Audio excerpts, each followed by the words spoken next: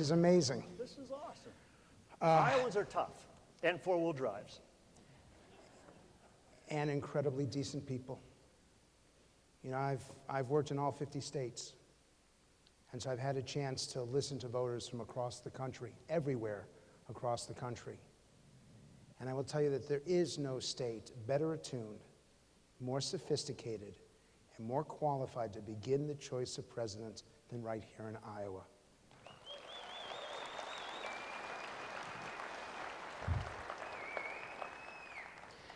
I got to admit, none of these other moderators who've done this before, they all come up and they've got cues in their ears. I don't have it.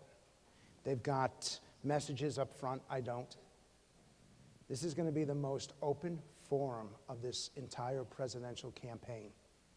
And I'm intimidated, but so honored to be up here, because I believe that just maybe you're going to be seeing the next president of the United States.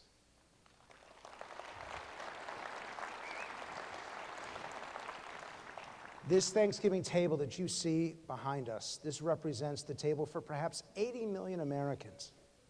And Thanksgiving is such an important holiday.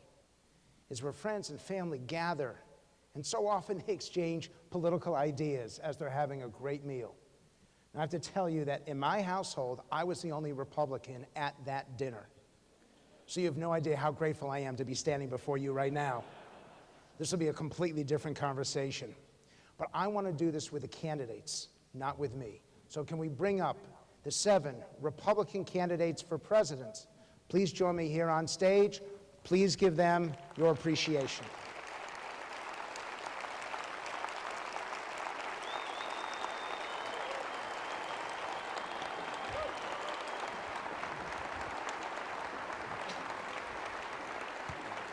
Right here. Good to see you, my man. I'm going to come right here.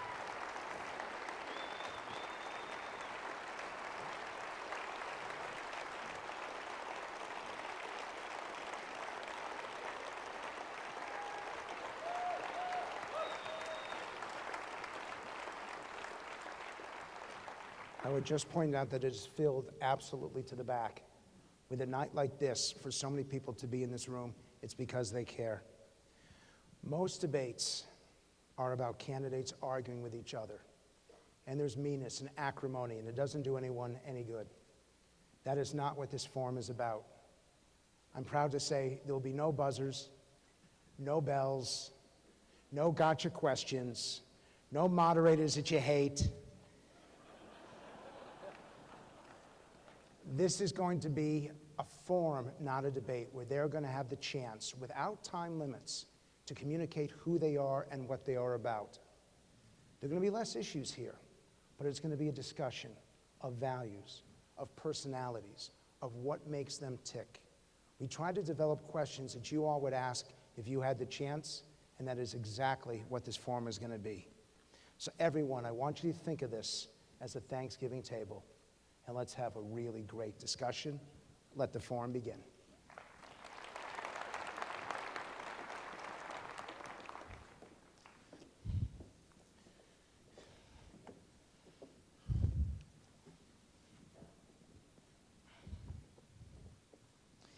And because this is Thanksgiving, I'm going to refer to you by your first names.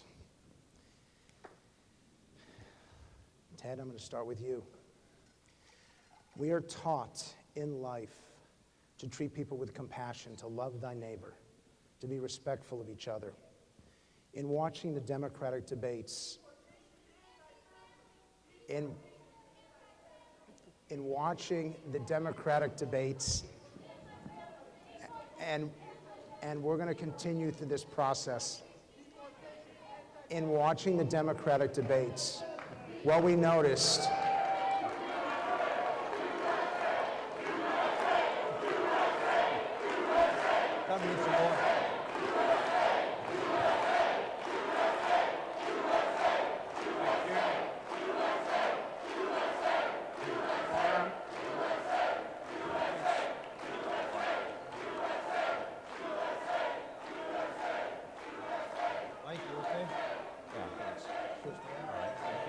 Okay.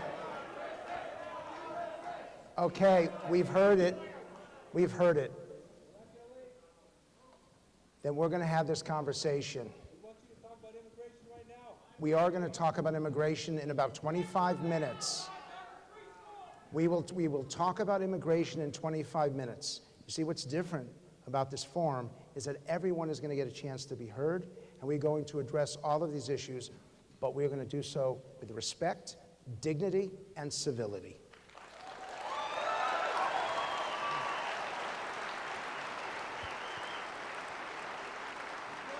So, Ted, I will address that issue.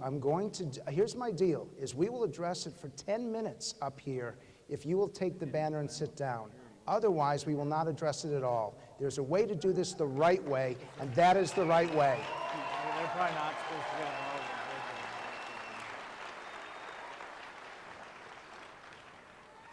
Ted.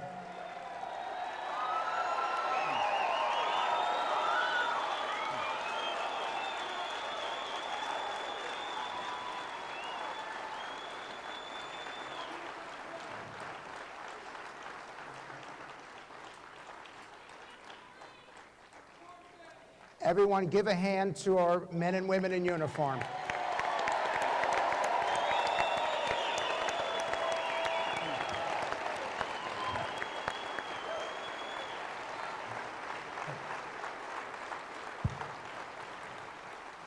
Well, I was going to say that we don't treat each other with civility, but I just saw it right here.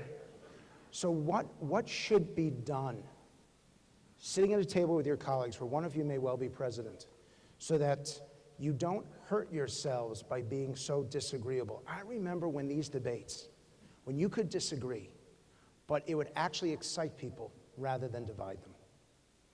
Well, Frank, I must say I'm impressed on a question on civility that you arranged to have the protesters interrupted midway. That really illustrated the point beautifully. You're right. There has been a coarsening of our public discourse, and it is sad, it's unfortunate.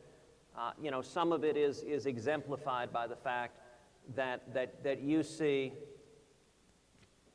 many in Washington and many in the media who attack those they disagree with and attack all Republicans as being typically either stupid or evil. And I think that is unfortunate, but let me commend the men and women who are running for president as Republicans. Because I think on our side, we have had a civil discussion based on issues, based on substance, based on a positive vision for this country. And I think it is a stark contrast to the Democratic side of the ledger. Frank, Marco. if I could add to that, we're all aspiring to the presidency. The president is not just the leader of our government. It's a symbol of the nation, the leader of our people. And I think there are consequences when you have a president that has deliberately divided Americans against each other for purposes of political gain. And that's what he's done. He's deliberately pitted Americans against each other for purposes of political gain. This week is an additional illustration to that. This week, in the aftermath of the attacks in Paris, we had a president that spent more time attacking Republicans than he did talking about how we're going to attack ISIS. And these are the sorts of things that I think further coarsen the political discourse in this country. You have a Democratic Party where one of the leading contenders for the presidency, Hillary Clinton, said that Republicans are her enemy in a debate, or basically alluded to that. So these are all contributors to that factor as well. And I do want to follow up. She called all of you her enemy. Is that the proper way to talk to each other in a presidential campaign, particularly when she was a senator, Secretary of State, and First Lady? Is that appropriate? Of course not. Of course it's not appropriate. And I think one of the things that has happened in our politics, and maybe in American life in general, is we sometimes attack the messenger if we disagree with the message. That's why I went back on The View, actually, to say to the ladies of The View, who frequently, unfortunately, attack the messenger, that we need to be able to have a civil conversation about our differences. There are real differences between Republicans and Democrats. Did they treat you well? I think it was a reasonably civil conversation, actually. There are real differences between Republicans and Democrats, and those differences matter. There is a real difference in our vision for this nation, which seeks to begin with the fundamental premise that no one of us is any better than any other one of us, that each of us are gifted by God, that every one of us can live lives of dignity and purpose and meaning, that every life is filled with possibilities and potential.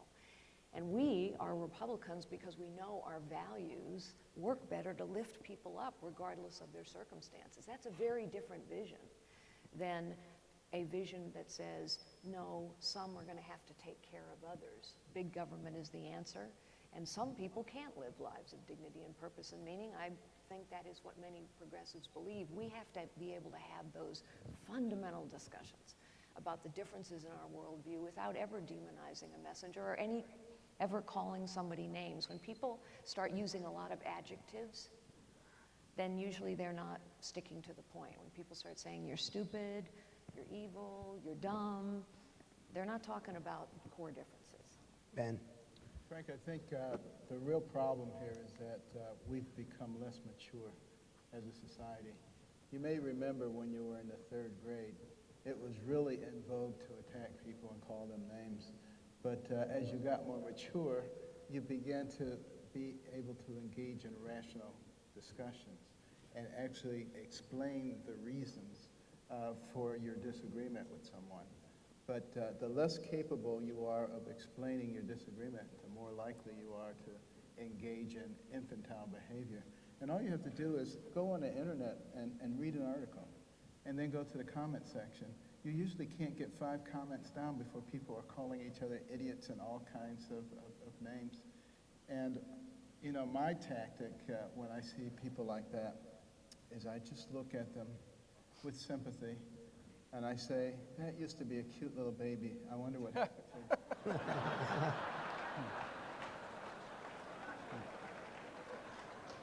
Rand? You know, I think the question's an important question, and we get it all the time. Can we disagree with each other, even sometimes among our own party? Can you disagree and not be disagreeable? And I think the answer is sometimes. You know, we all believe passionately in what we believe in. I'll bet you there's a few people here who believe passionately in the sanctity of life. And when you see the Planned Parenthood videos, you're outraged. And so it's sometimes hard to hold back. But I think you can be passionate about issues, passionate about ideas, and then still not have malice towards your opponents. And it's a tricky line. I think we all cross the line at times. But I think it's not because we wish others harm, or not because we don't care about our country or care about individuals or the sanctity of life, but we get passionate because we do care about those things. But I will say that I'm going to try not to be disagreeable. So I want to ask him, Mike, I'm going to start with you. And for each one, this is one of the rare times when I will only ask for 2 or 3 sentences, then we're going to explore it. But what is the greatest moral threat? Not economic, not national security. What is the greatest moral threat facing America today? I'm going to work my way down. Just 2 or 3 sentences. Greatest moral threat we have is the loss of God consciousness. The fact that we don't believe that we're ultimately accountable to somebody other than the people that we see. A world in which we believe that we ultimately answer to God is a world that we live differently because we know that our ultimate judge is not the editorial page of the New York Times. It's not somebody who is going to cartoon us. It's not a political opponent. It's not some anonymous blogger. That one day we're going to stand before a holy God who created us. And he will judge us, not by what other people thought, but he will judge us by how we lived our life with integrity and whether or not we truly self-governed. Let me just finish this, because I think the last 6 words that we want to hear in our lives, we want to hear the Father say to us these 6 words: well done, good and faithful servant. And if we hear that, it doesn't matter what anybody else said, our lives have been successful. I promise to come back to you. I promise I will, but please, just in 2 or 3 sentences, what is the greatest moral threat to America today? I'll do it in 1 sentence. The breakdown of the American family and the breakdown of marriage in our society. That's what's killing and undercutting this country. Rand? I think the greatest moral threat we face is in losing track of where rights come from. I believe that our rights pre-exist government, that they come from our Creator, And if we lose track of where rights come from and what government was instituted to do to protect our rights, that is the greatest threat we face. Marco? I view the greatest threat as the erosion of values, which is a direct consequence of the erosion of the family, because no one is born with the right values. They have to be taught to you in strong families and reinforced by the faith community and in strong communities around you. And so the direct consequence of the erosion of the family is the erosion of values in our people. Ben? I think it's our willingness to adopt political correctness, and that causes us to throw away the values and principles that made us into a great nation.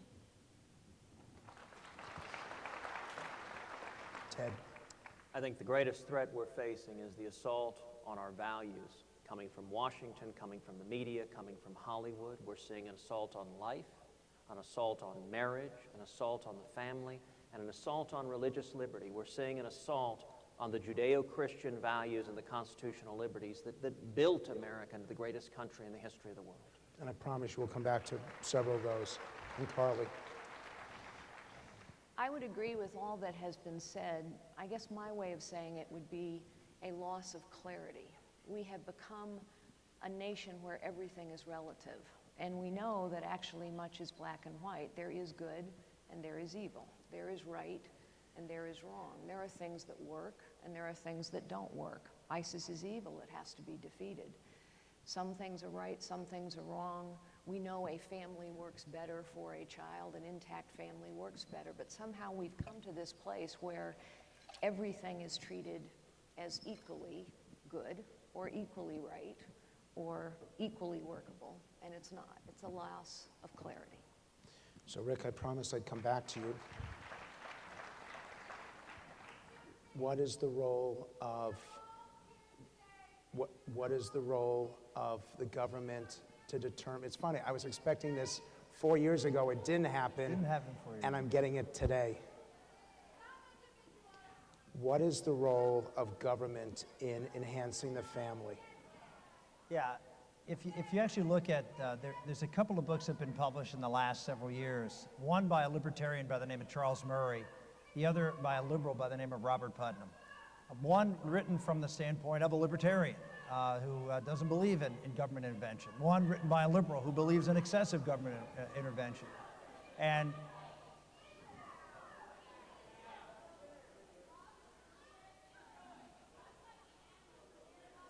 okay.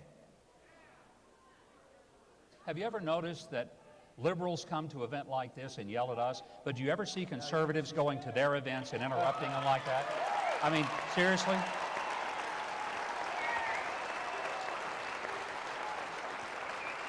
You and I should change seats. Here I was answering this question, talking about a liberal, Robert Putnam, and what both of them have said, both the libertarian and the liberal, have said the principal problem of the hollowing out of the middle of America is the breakdown of the nuclear family. Now, this is a problem now that is being agreed to by the left and the right. It's an opportunity for us, and government does play a role in that. And the role that government plays is, number one, you have another ascendancy. 40% of children in America are born out of wedlock. Today in America, this year in America, is the first time where a majority.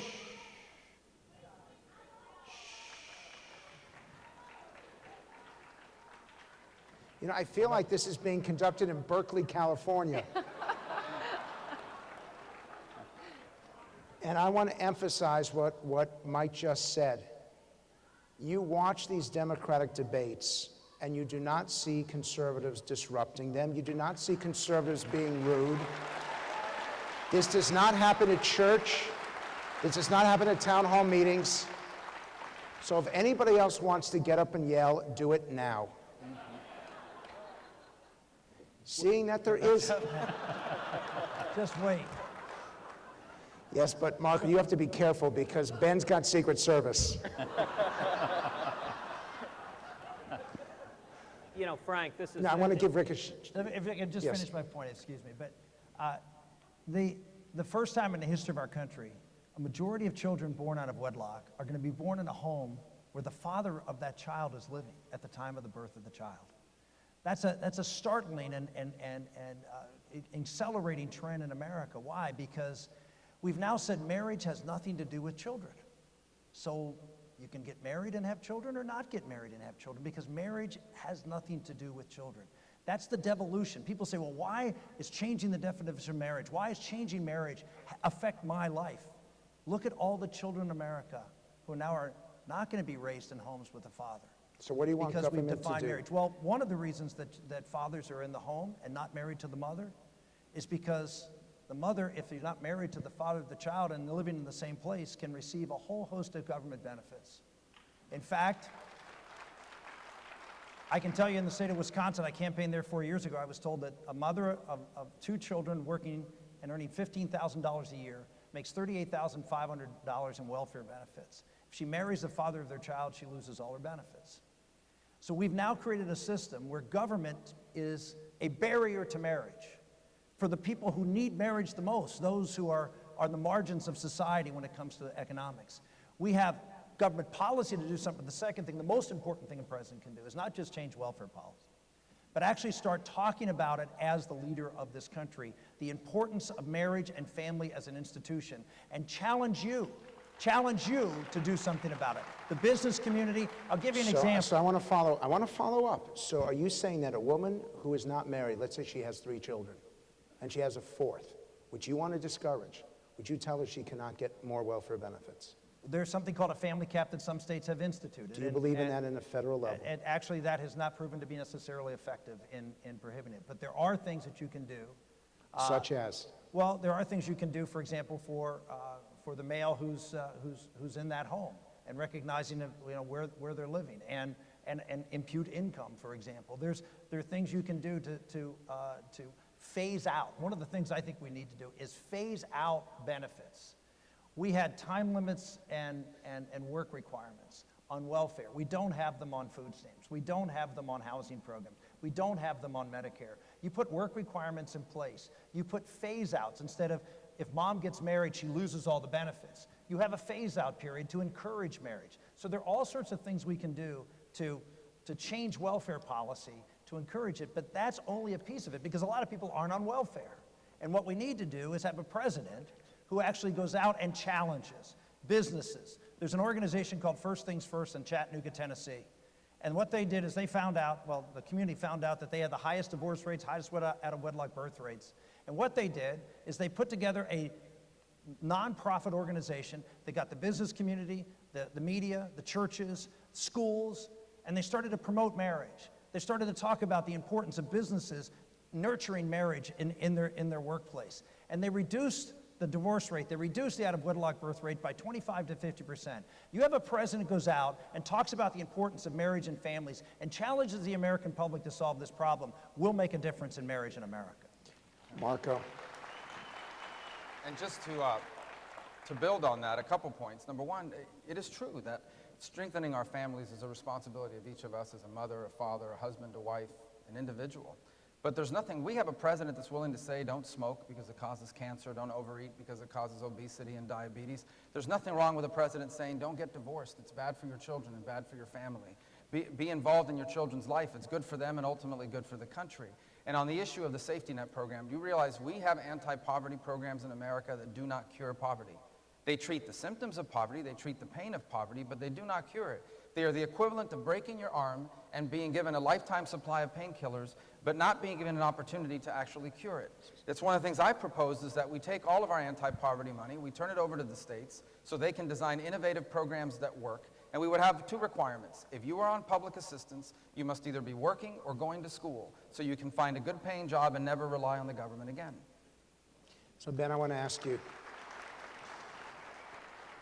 you mentioned political correctness, and that is something that has been used against every single person on this stage. But what is the role of a president in addressing political correctness? Isn't this just something that society has to fight over itself? Well, it's used as a control mechanism, and it's used for intimidation. And, you know, when you stop and you think about it, it's absolutely antithetical to the very principles of the founding of this country. You know, people came here to escape from people who would tell you what you could say, what you couldn't say, what you could do, where you could live. And we're reimposing that through these social pressures. But getting, you know, back to the real purpose of it, the real purpose of it is to squash the discussion. And if you can't discuss it, they can just continue to change the fabric, the underpinnings of the country, and no one has anything to say about it. And some of the big social issues, no one wants to actually talk about it. And I believe that it is caused by the secular progressives, and they do not care whether you agree with them or not, as long as you sit down and shut your mouth. And that gives them the ability to drive the boat. And it's one of the reasons that I absolutely 100% refuse to submit to political correctness. And they hate me for it, but I will never submit to it, because there are too many people who gave up too much so we could have freedom of speech. I'm curious, did the protest that happened earlier, that was disruptive for a few minutes, did that, I mean, it bothers me as a former professor. Did that bother any of you? It doesn't, you know, it doesn't bother me because I realize that it's a reminder that we live in the greatest country on earth, and we allow people to disagree with us. Those folks aren't going to spend the night in jail. They're not going to be shot out there on the sidewalk. I know there's some people in the audience that wish they would, but they're not going to be. I spoke at Cornell a few years ago, and my host picked me up at the airport, and they said, we're going to take you in the back way because they're protesters, and they've got signs out, and we don't want to take you through them. I said, of course you do. Drive me right to them. Oh, are you sure? I said, of course I am. So we went there. I said, stop the car. And that's why you're using a cane right now. Yeah. You ought to see those kids. But I said, stop the car. They said, oh, you're not going to go over there to them. I said, they're college kids. They're not going to hurt me. I get out of the car, I go over there, and I say, hi, just wanted to come and thank you for being here. And they were all shocked. And I said, yes, I really want to say thank you for coming and holding your signs and screaming and yelling. There was about 100 of them. And I said, because you remind me of what I love about this great country. You're able to come and scream at me, and nobody is going to shoot you for it. Do you realize in how many countries on earth, if you did what you're doing now, you'd get shot for it? I said, thank you for reminding me of what a great free country we live in. And before it was over, we were taking selfies, and they were sending them home to mama. Rand and then Carly. I want to go back for a second to the political correctness question, because I think we've been pushed, we've been bullied, and we've been beaten down about we can't talk about abortion. You know, we're going to lose the battle, nobody's going to talk about it, you're not going to get a president that's going to talk about it. So about 3 or 4 months ago, I challenged Debbie Wasserman Schultz, and I said the media was giving me a hard time about believing that life begins in the beginning, and I said, look, you go ask Debbie Wasserman Schultz when life begins, and you come back to me. And they did. They went and asked her, and she said, well, it was a completely private decision between the doctor and the woman up until birth, up until the moment of birth. But we've got them if we'll fight back. We're going to make them defend that 7-pound babies have no right a minute before they're born. We can win the battle, but we can't be afraid of political correctness, and I think that's what we need.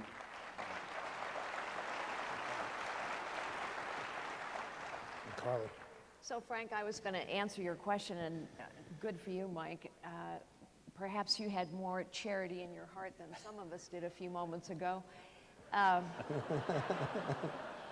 It bothers me because I think, of course, they have a right to protest, absolutely. But it doesn't seem to me that people standing and shouting are interested in having a conversation. And I want to link it all the way back to Ben's comment about political correctness. You know, during one of our Republican debates, I made a very strong statement about the Planned Parenthood videos and the fact that when Planned Parenthood is harvesting body parts, it undermines the character of our nation. For the many weeks and months following that, virtually every time I went on the media, I was told that that simply isn't happening. It's not true. And as recently, young women show up, not all the time, but frequently in my events and say, that's not happening. It's not true. I mentioned going on The View the other day, and literally as I'm talking about Planned Parenthood, which now agrees that they're not accepting compensation for the harvesting of body parts, sounds like an admission to me, I was told that that's not true, Carly, that's a lie. Why are you telling the American people that's not true? And this is, I think, the dangerous point that we've reached, where a point of view, it's not just that it is demonized. It's not just that people don't want to have a conversation about where they differ. It is that there is control over what is perceived to be true or not. There are literally millions of people in this country who still believe it is not true that Planned Parenthood alters abortion procedures and engages in late-term abortions for the purposes of harvesting body parts. That's how dangerous this political correctness and mix of media decision about what to talk about and what not to talk about has become. And so I do think part of the great challenge for this nation is to educate people as to what is actually happening. And I think the role of a president is to explain to people what is really happening, to make people aware that yes, indeed, Planned Parenthood is engaging in these procedures. Yes, indeed, Democrats do believe it's not a life until it's born. Yes, indeed, progressives have succeeded in having the federal government take over the student loan industry, and it's one of the reasons why student loan debt has increased so rapidly. I think the American people don't always know because they're not always educated and informed, and that's part of the legacy of political correctness. A president can educate and inform as well as inspire. So I'm going to ask what may be one of the most important questions this evening, which is the battle between discrimination and religious liberty. And I'm sure people in this audience have a very strong opinion about, and so do you all. How do we do both? How do we protect religious liberty and still prevent discrimination? And how do we protect religious liberty even for those who aren't spiritual, for those who don't believe in God, and for all religions? This is a tremendous balance. And Ted, I'm going to start with you. Well, look, Frank, religious liberty for me has been a passion for decades. And actually, I think all of these questions are interrelated. Why? Actually, why? Because it is the first freedom in our country. That it is the first right protected in the First Amendment of the Bill of Rights. It is the foundation of everything else in America. This country was founded. But I guess, what does it mean to you because personally? If you can't worship God, all other liberties are taken away. Let me tell you a story from Cuba. After Castro took over Cuba, Castro's army soldiers would go into kindergarten classes. They would tell all of the kids there, they'd say, close your eyes and pray to Jesus for candy. The kids would do that. Kids would open their eyes, there'd be no candy. Then the soldiers would say, close your eyes and pray to Fidel Castro for candy. The kids would do it, and the soldiers would put candy on their desks. That brainwashing started when it was young. And listen, this is personal for me. My grandmother was a 6th grade teacher in Cuba. She was there when Castro took over. She was told, you must brainwash and educate these kids in communism. And my grandmother faced a choice. She ended up feigning insanity. She literally began screaming and foaming at the mouth and ran screaming out of her classroom. She got a doctor friend to fake a diagnosis that she was insane. She would rather live with the shame and the stigma of being insane than participate in brainwashing these kids. And it's one of the real blessings when you come from a family. You know, a lot of folks here have gotten to know my dad. You know, my dad speaks from the heart. When you've seen freedom taken away, it is real, it is personal, and if we don't fight to defend our liberty, we will lose it. Now, when it comes to religious liberty, these issues, I think, are interconnected. Political correctness, the best answer to political correctness is speaking the truth. Why do these protesters want to stand up and scream, stand up and disrupt? Because they can't handle the truth. They don't want the truth. They want to shout you down. You know, you talked about being a university professor. We're seeing universities all across this country with leftist-coddled kids, usually with trust funds, protesting against the horrible oppression because the microaggression, I heard a word that scared me. What is wrong with our universities? And the answer to all of this is truth. You know, I was at a rally in front of the White House against this horrible Iranian nuclear deal. The White House press secretary called, there was a rally for the hostages in Iran, people like Pastor Saeed Abedini. The White House called us a pro-war rally because we were rallying for the hostages. Midway through the rally, Code Pink is there. They begin doing just like what these protesters were, screaming and yelling and trying to shut the whole thing down. I was at the microphone in front of a bunch of TV cameras. And I said, you know, the great thing about the First Amendment, it allows civil debate, but it doesn't allow us simply to shout down and silence another speaker. And I invited the head of Code Pink, Medea Benjamin, come on up here. If you want to have a debate, come on up to the microphone right now. You got all the TV cameras. Let's talk about the Iranian nuclear deal. Now, we got to agree, you're not going to scream and yell and holler everyone down. We'll have a discussion about the substance of it. And we had a 20-minute debate. You can Google it and watch the debate back and forth with the head of Code Pink talking about the substance. You know, we had something similar to that. You were talking about religious liberty and discrimination. Here in Iowa at the Iowa State Fair, I was grilling up some pork chops. And a young lady came up and confronted me, who I discovered later was an actress, a woman named Ellen Page. I didn't know who she was at the time, but she confronted me, so I had a conversation with her. And she began attacking, and the standard attack of the left is essentially, why do Republicans hate gay people? Now listen, I'm a Christian. Scripture commands us to love everybody. Every one of us is a sinner. Scripture tells us, for all have sinned and fall short of the glory of God. But at the same time, I'm proud to defend both the definition of marriage, the union of one man and one woman that was ordained by God, and the religious liberty of those who believe in a biblical definition of marriage not being persecuted by their government. But I'll tell you, Frank, when I asked Ms. Page, you want to talk about protecting discrimination, tell me, why are you not distressed about the fact that Iran and ISIS are murdering homosexuals right now? Why are you not asking President Obama, why are you sending $100 billion to the Ayatollah Khamenei who murders homosexuals? You want to talk about an assault on gay rights? How about not murdering the homosexuals? So I want to bring it back.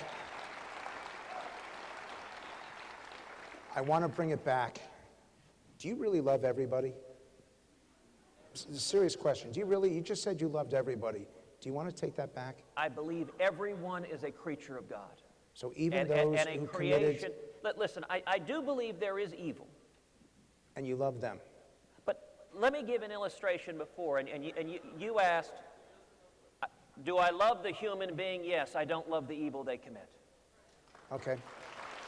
That's fair. But I need to go on.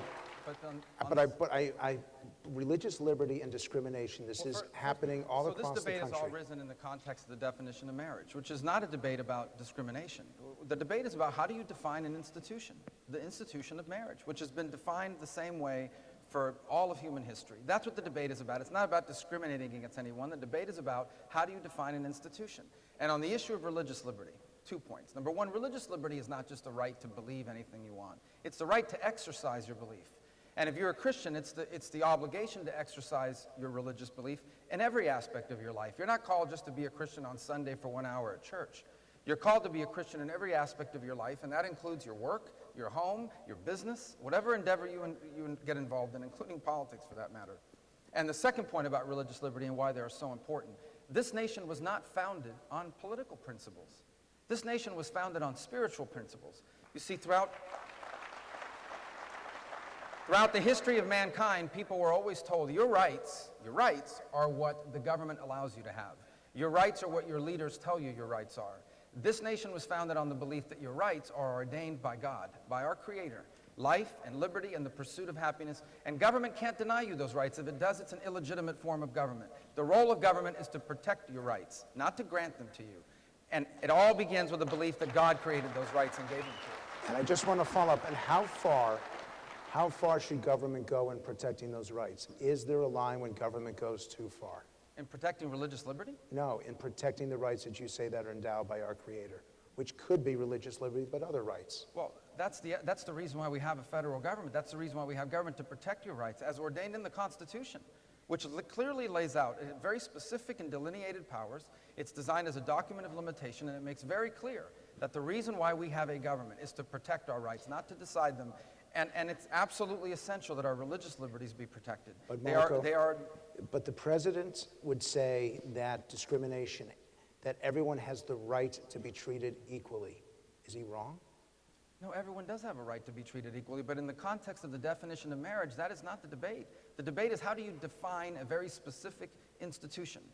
An institution that's been defined this way for the entire existence of human history, up until 6 months ago or 4 months ago, and in other contemporary efforts in this country to redefine it. This is not a debate about discrimination. This is a debate about how do you define the institution of marriage, and about the efforts of some to change that definition. That is not about discrimination. That is a definitional debate. And we fight for the principle that marriage is defined as one man and one woman, that's what's existed in societies through all of human history, and that we believe that principle should continue to be the case. Then I'm going to ask a follow-up to anybody else who wants to take it, which is, then why did the public react so strongly against what was happening in Indiana? Why was the reaction so strong, not just in Washington, D.C., and not just between Boston and Washington or San Francisco? It was the public said, I don't agree with this. Was it badly communicated? Was it badly defined? Because right now, there's a problem in this country. The public actually sides on the side of preventing discrimination rather than religious liberty. A couple comments, if I may. First, I think everyone on this stage and everyone in the audience as well would agree the government should not discriminate. And when government discriminates in the bestowal of benefits or in how it treats its citizens, that's a problem. That's a different issue than the definition of marriage. And what the Supreme Court did was say, we are going to decide what the definition of marriage is. It is also true that I think there has been this reinterpretation, if you will, of many aspects of the Constitution.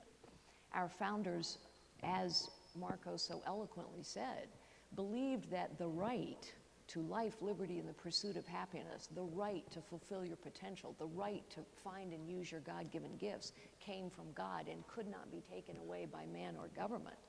The Constitution was written in no small measure as a prevention of the abuse of power by government. So many will say the Constitution guarantees this right, this right, this right. It guarantees some rights, very basic rights, but fundamentally, the Constitution enumerates powers of government to prevent the abuse of power by government. Have you been discriminated against? RFRA in Indiana, I actually stood up and defended that law vocally and castigated some of my fellow technology CEOs who had the arrogance to say that they were going to boycott selling their products in Indiana. My comment publicly was, really, I don't see you boycotting the selling of your products to China or Saudi Arabia or Iran, where all manner of human rights are discriminated against day after day. I believe RFRA was misinterpreted by the media and by many to say that RFRA permits discrimination. No, RFRA does not permit discrimination. RFRA protects the exercise of religious liberty. And unfortunately, we have reached a point in our nation's history where we need to protect people's ability to exercise their religious liberty from both the federal government and state governments, which is why I support state RFRA laws. And remember that we are right now witnessing the Supreme Court taking on a decision where the federal government is attacking the Little Sisters of the Poor's ability to exercise their religious liberty. This is not a theoretical threat in this nation. It is a real threat. Have you been discriminated against in your career? Not in terms of how benefits are bestowed, no. Let us be honest. People have biases. People have biases. Has it on occasions in my life been more difficult for me because people assumed I was a woman in a man's world and therefore I was less competent? Perhaps. But that is not the same as being discriminated against by government. I got to ask you, Ben, have you been discriminated against? Absolutely. But, you know, the way I kind of look at it, I guess I came from my mother. She said, Benjamin, if you walk into an auditorium full of racist, bigoted people, she said, you don't have a problem. They have a problem. Because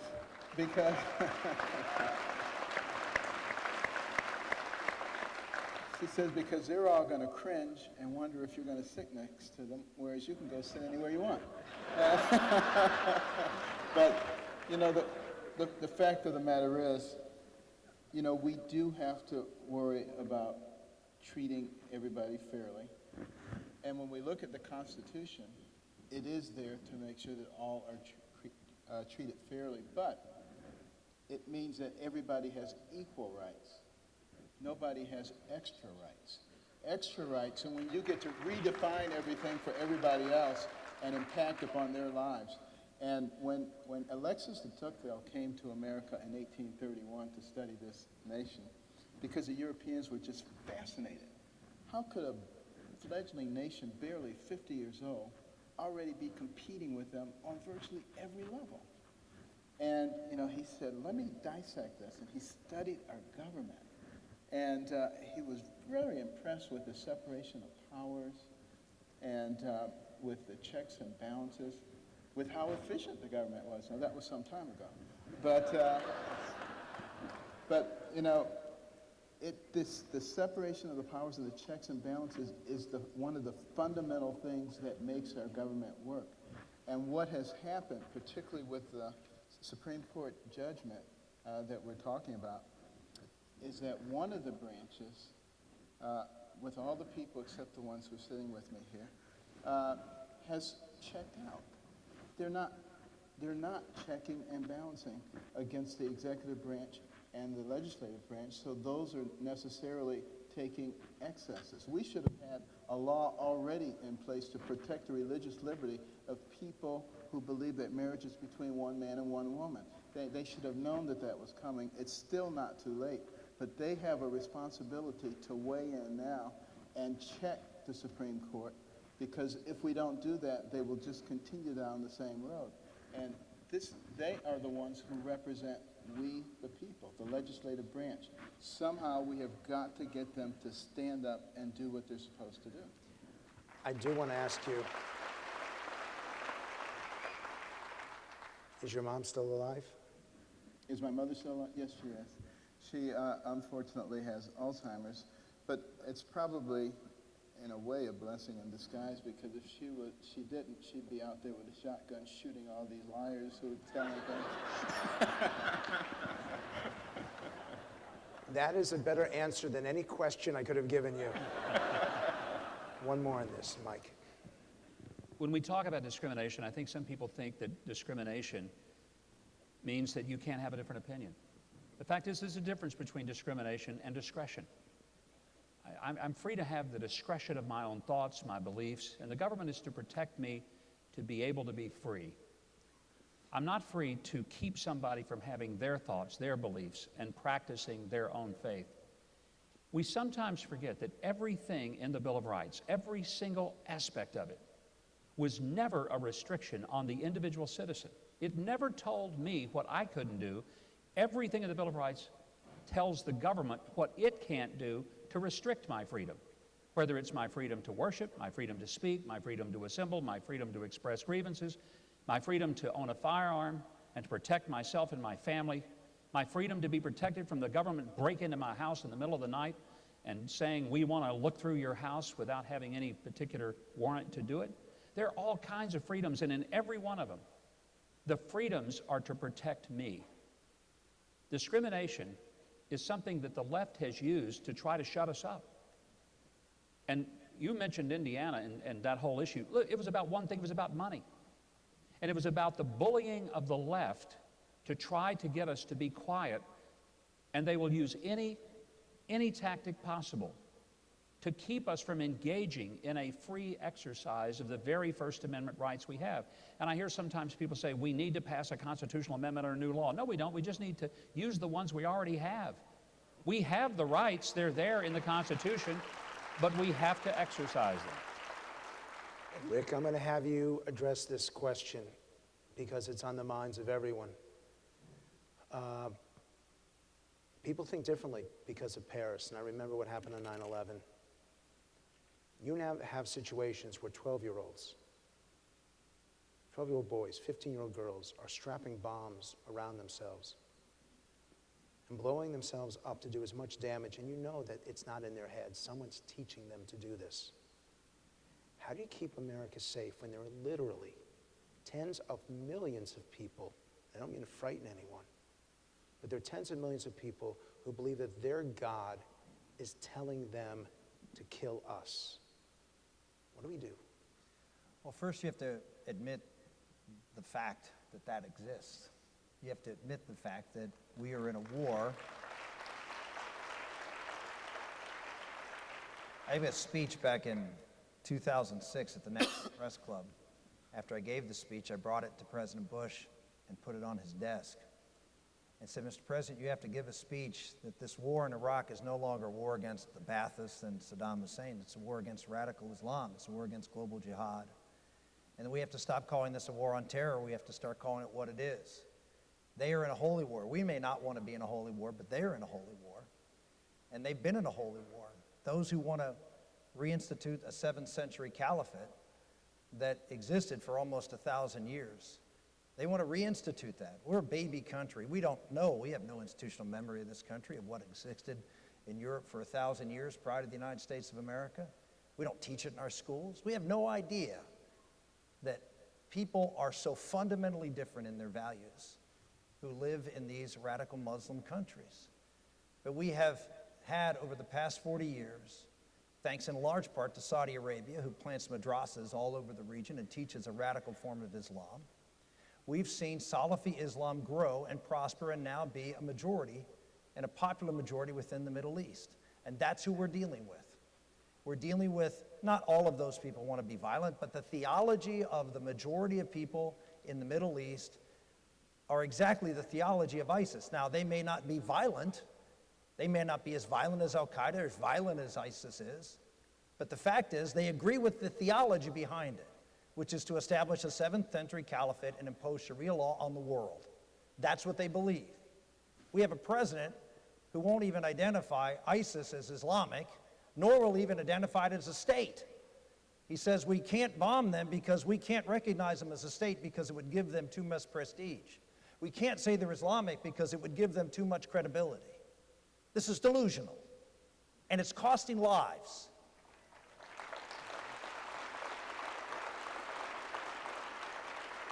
It's cost lives in Paris, it's cost lives of Americans, it's going to cost lives, it costs lives in Mali, it's going to cost lives all over the world because we aren't identifying the problem in Islam. We aren't identifying the problem that is ISIS. We are not recognizing that a caliphate exists. Why? Because they claimed it, and they have a land and they control it. And in the eyes of the radical or jihadist world of Islam, which are millions of people who believe in the theology, maybe not the violence, the theology, they believe that they're legitimate, and therefore they're listening. And when they listen enough, they can be called to action. The only way to defeat a caliphate is very clear. Read their books. Is to take their land and to delegitimize them, not to contain them, but to destroy them. And that's what the next president's going to have to do.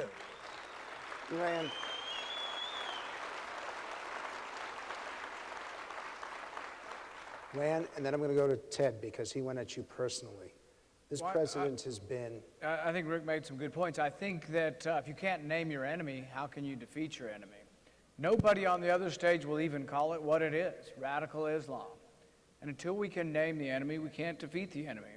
I've spent the last week in the Senate, though, trying to make sure the enemy doesn't come here. One of the ways they can come here is as refugees. We all have a great deal of sympathy. My church has supported refugees. But the thing is, we can't be blind and say there is no threat. I had an altercation with a woman from the president's administration this week who told me that I can't say and should not say that there's a possibility of terrorism from refugees. And I reminded her I'm from Bowling Green, Kentucky, and 2 Iraqi refugees, men posing as refugees, came to my town and tried to buy Stinger missiles. I don't think they were messing around. The 2 Boston bombers came here as refugees. We fed them, we clothed them, we housed them, we gave them free education, and they killed us, and they killed our citizens. So we have to make dead certain who people are before they come here.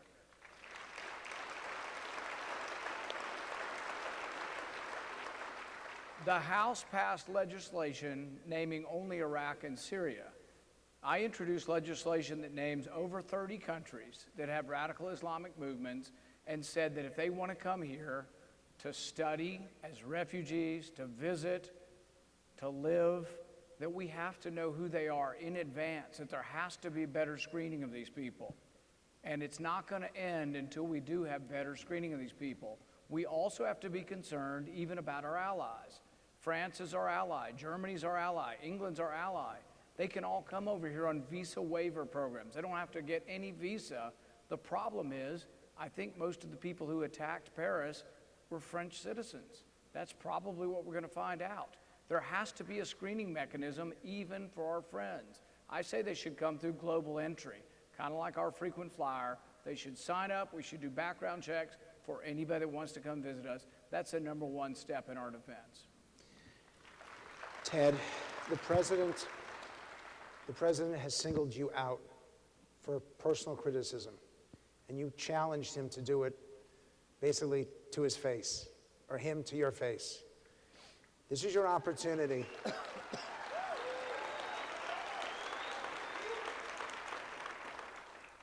You got 1,500 people in this room.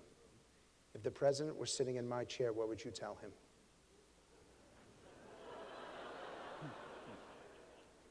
Mr. President, this is America.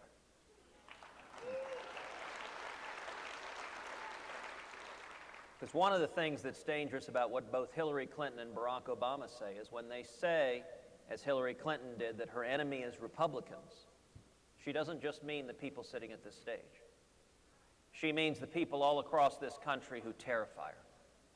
When Barack Obama in San Francisco talks about the American people back in 2008 as bitter and angry and clinging to our God and our guns, well, we're not bitter.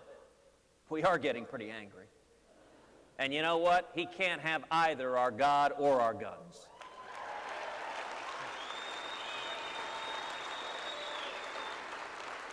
But I want you to address So what would I this say to, question. what would I say to him on this issue? Yes. So this week, President Obama twice attacked me overseas. At the beginning of the week in Turkey, he said the fact that I said we shouldn't allow his plan to bring to America tens of thousands of Syrian Muslim refugees, he said that was un-American. And then the next day, in Manila, he said it was offensive. Now set aside the irony of the president standing in Turkey on foreign soil calling me un-American. My response was, it's very easy to toss cheap insults when no one can respond. You want to come back, let's have a debate on your refugee policy. And let's talk about the fact, for example, that number one, these refugees are fleeing the disaster that has been caused by the Obama-Clinton foreign policy that has led to the rise of radical Islam throughout the Middle East. Let's talk about the facts that if you look at the refugees streaming into Europe, one study said that 77% of them were young males. That is an odd demographic for a refugee wave. Let's talk about the fact that it appears right now that at least one of the Paris terrorists came among that refugee wave. Let's talk about the fact that the director of the FBI told Congress the administration cannot remotely vet these refugees because they have no information as to which Syrian Muslims are part of ISIS. So as he told Congress, listen, we can query the database over and over again until the cows come home. If we don't have any information, we can't check background. And it is neither offensive nor un-American to embrace the simple common sense proposition that of course we should defend this nation and not invite in people who the administration cannot guarantee are not terrorists here to murder innocent Americans. So my question then is a follow-up. Common sense tells us that we should keep these refugees out. Mm-hmm. But our faith tells us to help those in genuine need. But Frank, we are helping them. This is a humanitarian crisis. There are many people genuinely in crisis. They should be resettled in the Middle East, in majority Muslim countries. And one of the things that gets discussed very little, do you know how much money the United States is spending right now resettling these refugees? About $1.2 billion. Do you know the next closest country? About $100 million. We spend more than 10 times what any nation on earth spends, and I get tired of listening to President Obama and Hillary Clinton lecture the American people that we're somehow ungenerous when we're providing for these people, but we don't want to risk the safety of our children here at home. Marco.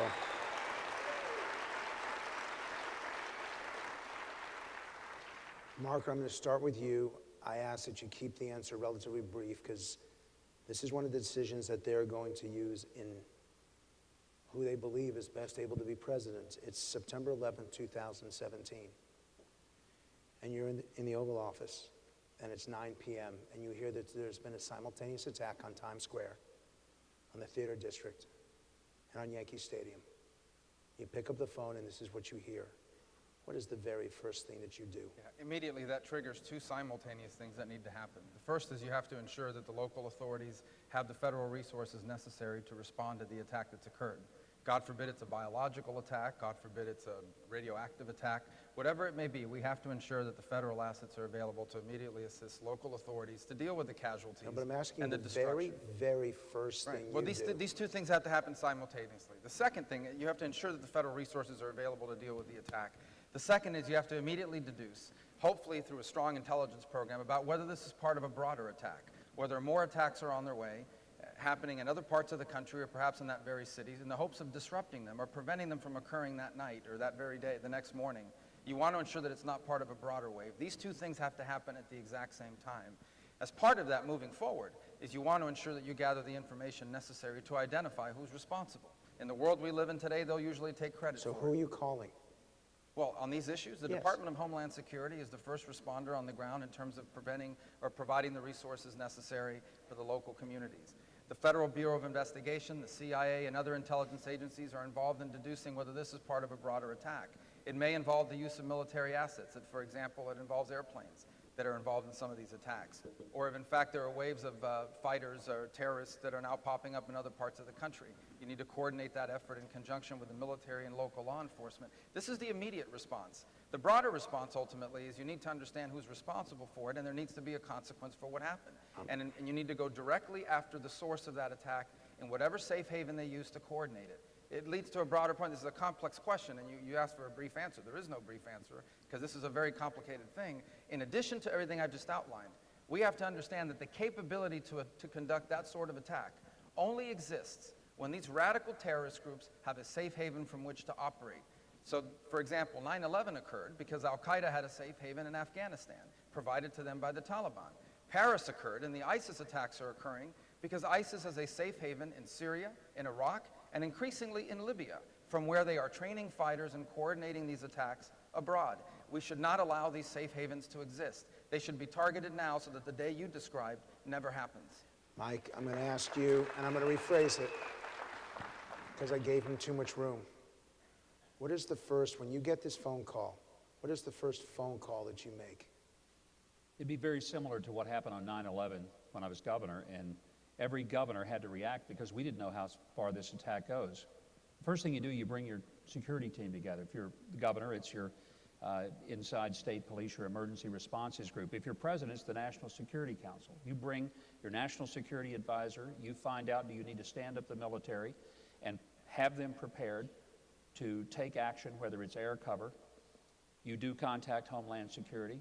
You make sure that the FBI, the CIA, every agency available is providing resources to that local government, And and the you first back call- up that mayor and that governor to give them everything they need. But the first call goes to, The very first call? yes. Very first call, you get on your knees and you make a call to God because you better have his help or you will never make this decision right. Ben, who is the first call that you make if this situation happens? Well, in medicine, we anticipate these kinds of things, and we have a bunch of protocols already in place. And so you already know how to activate the cascade of activities, so you don't really have to sit there and think about what is the first call you're going to make. But who is the first call? The activation system, which is usually going to be through the Homeland Security. So you will call the Homeland Security Secretary. Right, and you've already got your cascade of activities in place. Carly, who's the first person that you call as president if this situation were to happen? Well, the first thing I would do, honestly, is fall to my knees and pray. Because the president, despite all of the great assistance that is readily available, and each of the gentlemen have talked about that assistance, despite all of that assistance, what is needed is courage and wisdom and guidance for a very difficult time. But I also think it goes back to what do we do now? What do we do now? Because we don't want to be facing another 9/11 on 2017. And so what we must do is deny ISIS territory. We must deny ISIS territory. And that it means we must cut off their supply lines. We must cut off their money. It means we must support our allies in the fighting of this fight. And so many of our allies have asked for very specific things which we have not provided. We are not leading in the world, and when the United States of America does not lead, the world is a tragic place. And we must protect the homeland by putting all of the safeguards in place that President Obama so objects to. What I must say I find most objectionable about President Obama's comments from overseas, about Republicans in general, about Senator Cruz in particular, is he is always talking about compassion. Basically, what he says to the American people is, if you do not agree with what I am not doing, and he is not leading, his administration has not led, they have without a doubt created the circumstances for a more dangerous and tragic world, then either you are stupid or you are evil or you lack compassion. Let me tell you two things this administration should be doing to demonstrate compassion in the world, and two things that I will do as president in addition to denying ISIS territory. The United States of America should be leading a humanitarian relief effort. The refugee crisis has been predicted for years. There are 55 to 60 million people on the move every single year around the world running away from conflict. The United States could be leading a humanitarian relief effort. We are not. But secondly, the United States of America could be leading with an international coalition, not just an effort to defeat ISIS, but an effort to defeat human trafficking.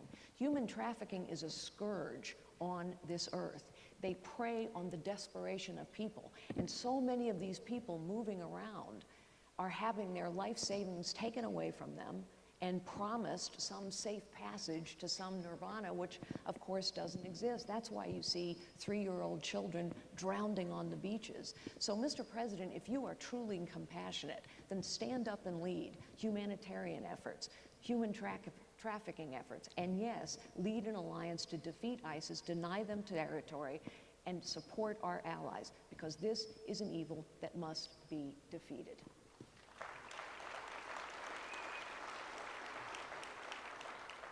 Rand, I want to ask you, at some point, the next president will face the decision about whether or not to send troops. And most of you have, or probably all of you have children. What kind of war would be justified that you would send your own child?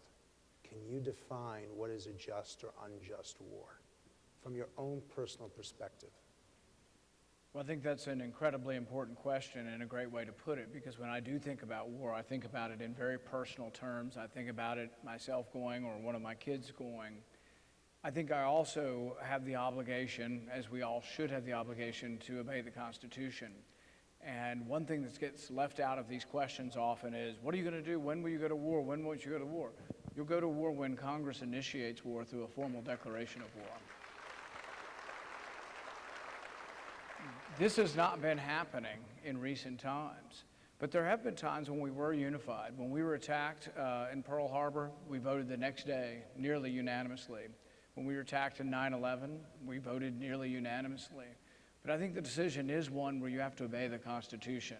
We should not illegally be at war. We should never leave it up unilaterally to one president to decide, when do we go to war, when we don't.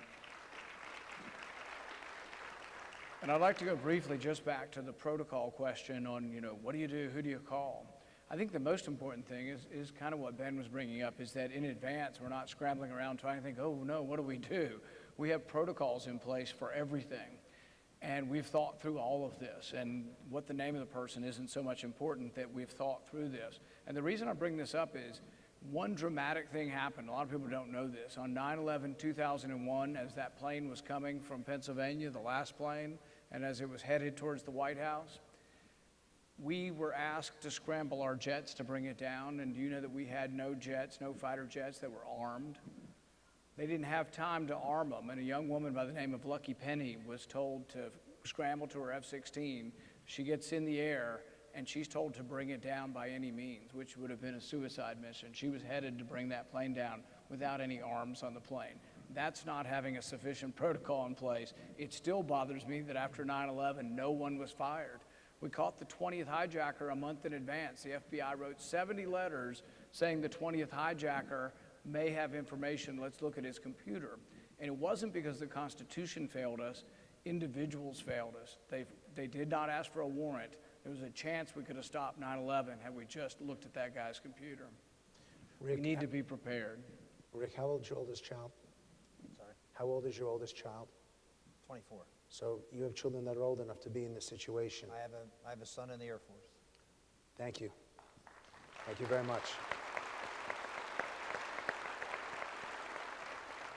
And actually, it's appropriate to say, because I know this state is very committed to its military, for everyone who has served and for every family member, for every mother, father, sister, wife, or husband, thank you all for your service to this country.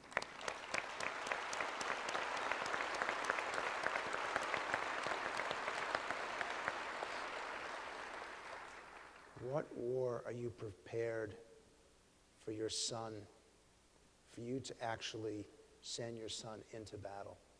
How do you define that? To protect the national security of our country. Be more specific. No, it's hard to say because of circumstances being so varied. I supported the wars in Afghanistan and Iraq. Why? Because I believed that there was a threat to our country. Clearly, Afghanistan was a threat. Would you have bombed Syria? No, I wouldn't have bombed Syria. What I would be doing right now, I think a war that is just is a war to destroy ISIS. That is a just war. ISIS is a body, is a state that is projecting terror around the world, that is obviously causing great devastation within the Middle East and disruption within the Middle East.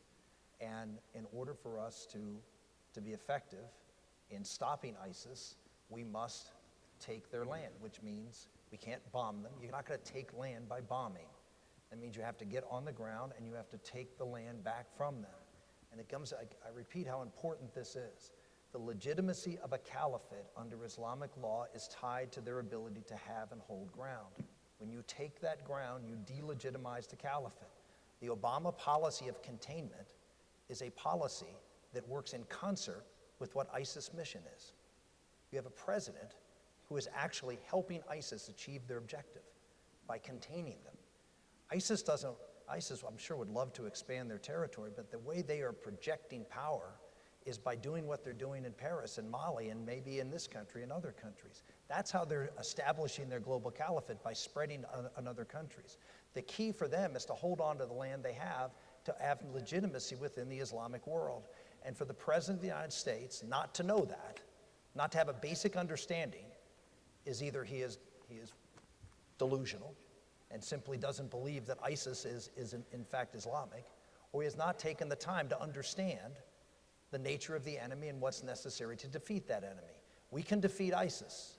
We need to put sufficient boots on the ground in concert with there and working with the Kurds, who are perfectly willing to fight. With Sunni Muslims, we should not be working with Russia, we should not be working with Iran, we should not be working with Syria. Because in working with those three entities, we're working with Shiites. And we're trying to take on a Sunni force. You want to make it very difficult for us to win? You turn this into a sectarian battle. We need to get the Iranians out of Iraq. We need to get the Shiite militias out of the battle against ISIS. We need to enjoin the Sunnis in that region, just like we did in the Anbar Awakening. And along with the Kurds and the Jordanians and others, we can take out ISIS if we are committed to do it. And that's what a leader would do, and that's what I would do. Marco, but I want to expand this. I've heard it said that you win the battle with bullets, but you win the war with ideas. So how are we going to convince young people in the Middle East that we are not their enemy? How are we going to convince young people? Because in the end, we may fight every battle, but if we continue to produce tens of millions of young Muslims who think that America is evil, then every war we fight, there'll just be another war that comes. What do we have to do? But that is largely a product of the fact that these radicalized groups, these apocalyptic jihadist groups, have the capability and the territory from which to radicalize and attract fighters to their cause. And I want to go back to the first question you asked, because this is the most important decision that a president will make, and that is engaging America in an armed conflict. And I want to apply the criteria that I would hold to the actual specific situation before us now in the Middle East. The first is it has to be in your clear national interest. In the case of ISIS, I don't think there's any debate about that. ISIS poses a threat to the United States. It is a real threat. It's not just a threat halfway around the world.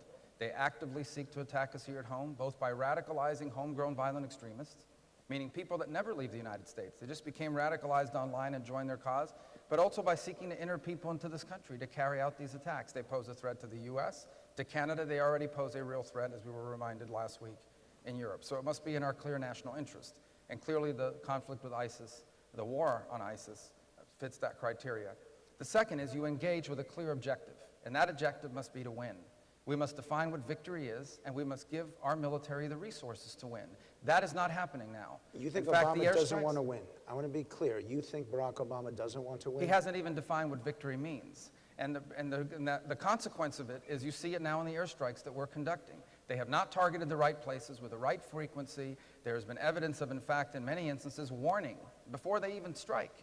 They have been issuing warnings on the ground that we're about to strike. Because the president is doing this or because the Pentagon is doing this? Well, it's under the president's orders. He's the commander-in-chief. I mean, none of these issues happen on their own. These are decisions that the president makes under his directive. But it goes back to the point. You have to have a clear objective, and it can't be some symbolic strike. It has to be, we are here, here's what victory looks like, and we are going to provide you the resources you need to win. In the case of this specific challenge that we now face, the only way to defeat ISIS, ultimately, must involve a ground force made up primarily of Sunni Arab fighters that reject them ideologically and defeat them militarily. That must be the bulk of the ground force. We will need to provide increased air support, increased special operators, logistical support, intelligence support. But if they, as Rick just said, if they are not defeated by Sunnis themselves, it will lead to a second, either a sectarian conflict or another successor group to ISIS. The third is you must bring your people along with you.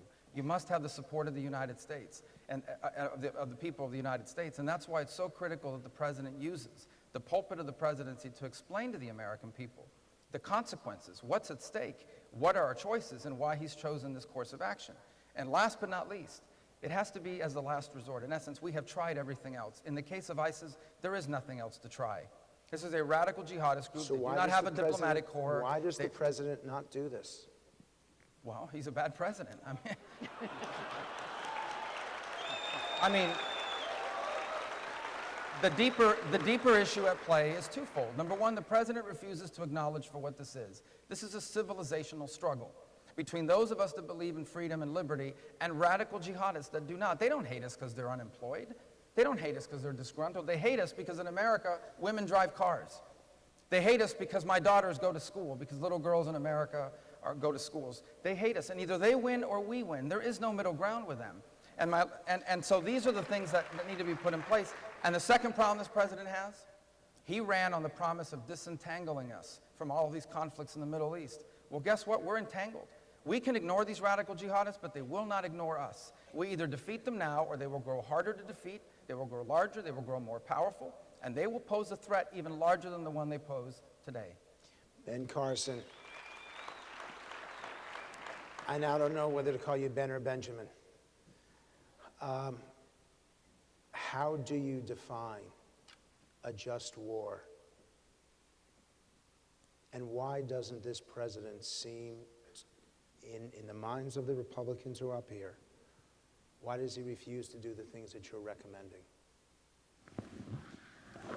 Well, you know, we always have to think about what is in the interest of our people and the safety of our people. That is one of the principal jobs that the president has. A just war would threaten those things. So the global jihadist movement definitely threatens those things. So a war directed against it would be a just war, in my opinion. But I think that when you fight a war, you have to fight it in an ethical way. Now, what do I mean? I think it's unethical to do little pricks. I think you have to go in to win the war with everything that you have and do it quickly. Because when you do it quickly, now, Can I just ask you, everything you have, does that include nuclear weapons? there's going to be, no, I wouldn't use nuclear weapons. So not everything. No, nuclear weapons are not necessary. If they were necessary, I would use them, but they're not necessary. What we need to think about is we can turn off all of their financial activity. We can turn off the oil. We can take back the land. These are things I've been saying for months. And we can use our expert military to actually carry out the plan after we have defined the plan. And we must let them do it without micromanaging them because they're actually very good. But right now, they're very discouraged because you have armchair quarterbacks who have no idea what they're doing, and they're interfering. Our people, if you gave them the mission and you didn't tie their hands, I think you would be amazed at how quickly they would be able to get the job done.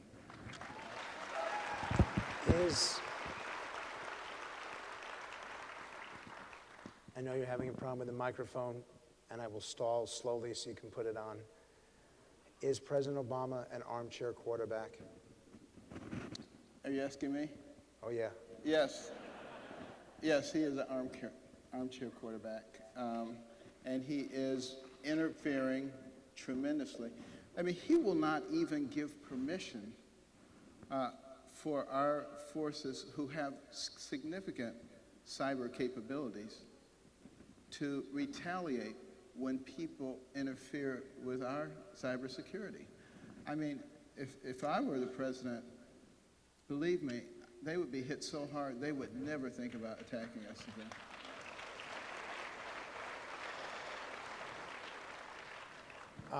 Again, I go back, Ted, when would you not, I want to do the other side of this, when are troops not justified? What conflicts are out there that you've seen where you would say, no, this is not a place for the American military? Well, you know, Frank, your original question was, when would I be prepared to send my kids into battle? My daughters are 7 and 5. So if I was sending them into battle, we would be in real trouble. Unless it was an assault on Legoland, we would be really in a difficult place. Listen, the use of military force is the most serious decision any commander-in-chief makes. And I believe military force is justified only to protect the vital national security interest of the United States of America. I think the most consistent failing of the Obama-Clinton foreign policy is that it ignores the vital national security interest of the United States. You know, you asked a minute ago, Frank, is President Obama an armchair quarterback? It's worse than that.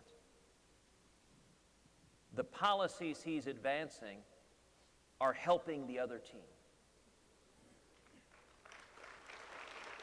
Then why does he do it? And let me give some basis to that. What's the motivation of it? That's a very strong criticism. It is very strong What's criticism. the motivation of it? You know, look, I am neither a psychologist nor a priest. So what I will say is, listen, this is a president who in the past week said on the national stage, he doesn't have time for American leadership or America winning. I got to say, FDR and JFK and Ronald Reagan were rolling over in their graves at a president saying he doesn't have time for America winning. And it is worse. Did he actually use those words? Yes. Yes, he did. He doesn't have time for America winning. He said, I don't want to talk about American leadership. I don't want to talk about America winning. I don't have time for it. That was the formulation he used. And it's important to understand, President Obama, number one, today is serving as an apologist for radical Islamic terrorism. Now, what does an apologist mean? Because you're right, that is a serious charge. An apologist is someone who gives a rationalization, a justification, tries to explain it. You know, I remember I was at last year the National Prayer Breakfast. It was the day after, if you'll recall, the Jordanian pilot was lit on fire by ISIS. And President Obama stood in front of the National Prayer Breakfast and said, well, yes, ISIS has done some bad things, but Christians and Jews have also done bad things. And then he invokes the Crusades and the Inquisition. Now, last I checked, both of those ended hundreds and hundreds of years ago. I don't think it's asking too much to ask the president to stay in the current millennium.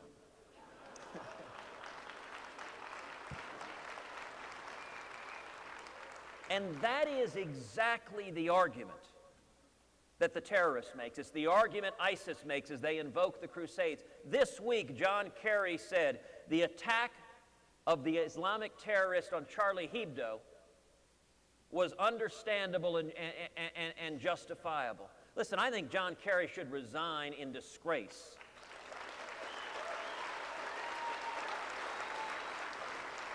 So allow me this, because that's a fair point. I promised I would never do it. I will only do it for this one question. How many of you, by show of hands, would demand John Kerry's resignation for what he said? Raise your hands. Let us answer that with a statement rather than a show of hands, Frank. You said you wouldn't do it, so don't do it. So keep your word. You said you wouldn't ask us to show your hands. You know, I do want to say something, Frank, without the hand showing, which I agree rarely conveys all the information people want to convey. But let me say something. You know, we had a lot of conversation before about the President Hillary Clinton's refusal to say the words radical Islamic terrorism. The press goes, well, why do the semantics matter?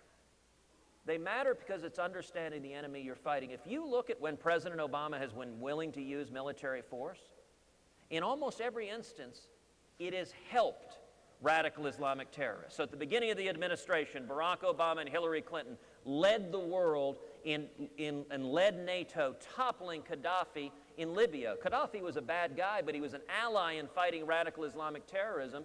Instead, they handed that country over to a war zone of radical Islamic terrorists. In Egypt, President Obama and Hillary Clinton toppled Mubarak. Again, a terrible human rights record, but he was an ally of America.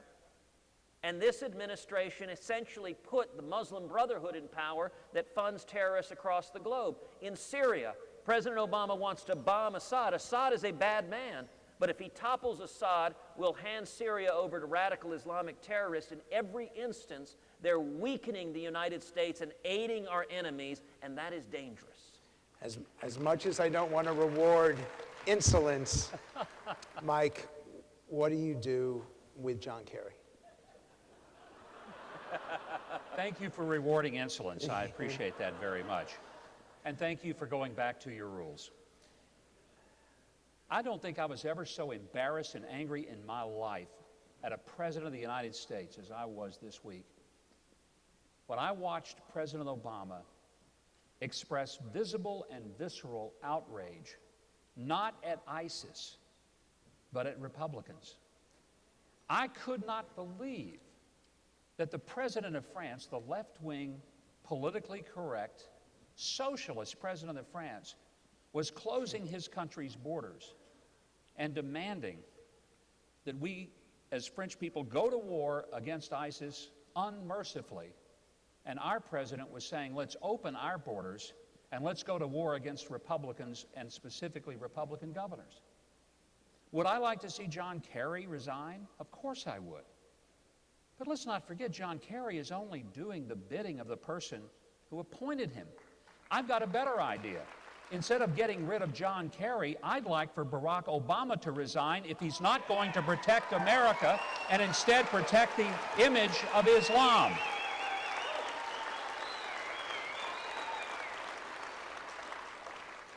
That was a better response than just the hands. Thank you. I've got a video, and I'm going to go, Carly, I'm going to ask you from the video. Gary Bowers submitted a question. He's one of the sponsors, and I know most of you are familiar with him. He's a great leader for the spiritual cause. And I want to pull up that video, and I believe it's going to play behind us or over on this side. If we can play that question, please. Hi, I'm Gary Bauer, and I'm representing today Christians United for Israel Action Fund. By the time you take office, the Iranian nuclear deal will be in full force. What will you do in order to correct the damage done by that agreement and begin to leverage some pressure again on Iran to stop their aggressive behavior in the Middle East? It's a great question. So it's not, do you oppose it? It is law. What are you going to do as president? On day one, I will make 2 phone calls. The first will be to my good friend Bibi Netanyahu, a man I've known for a long time, to reassure him that we will stand with the state of Israel always.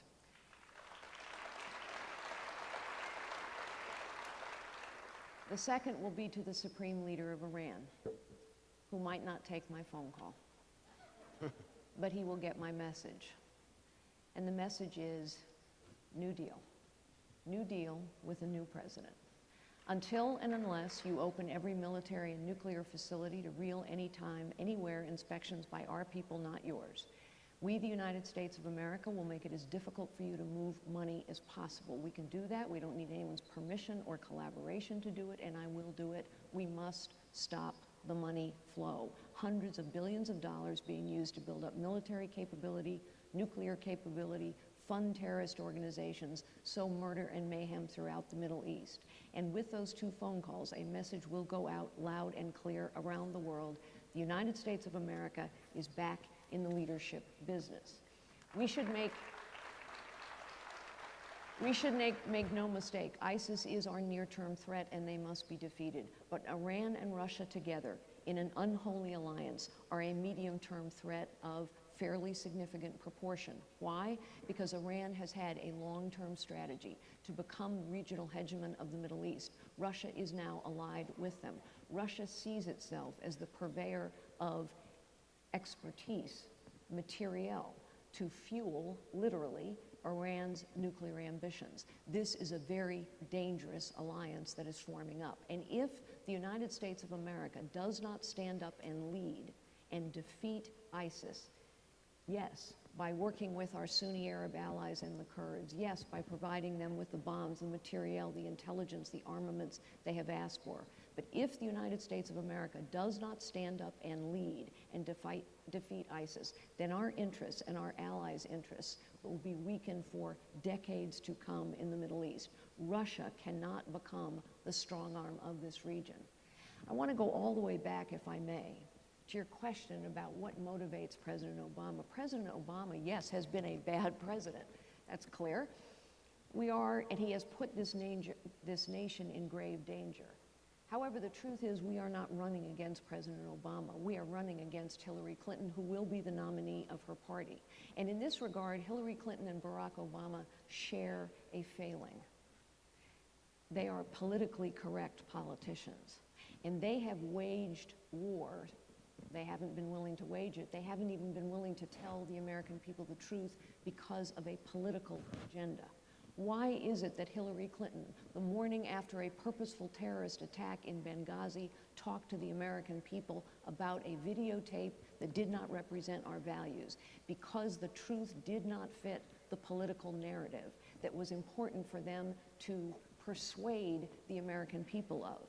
And when Hillary Clinton, who is as guilty of the dangers we face in the world today as President Barack Obama, when Hillary Clinton has the audacity to ask what difference does it make how Americans were killed in Benghazi, what she fails to understand is that when terrorists purposefully attack an embassy and murder 4 Americans, and we, instead of having a purposeful powerful response. Instead, lie to the American people and talk to about a videotape.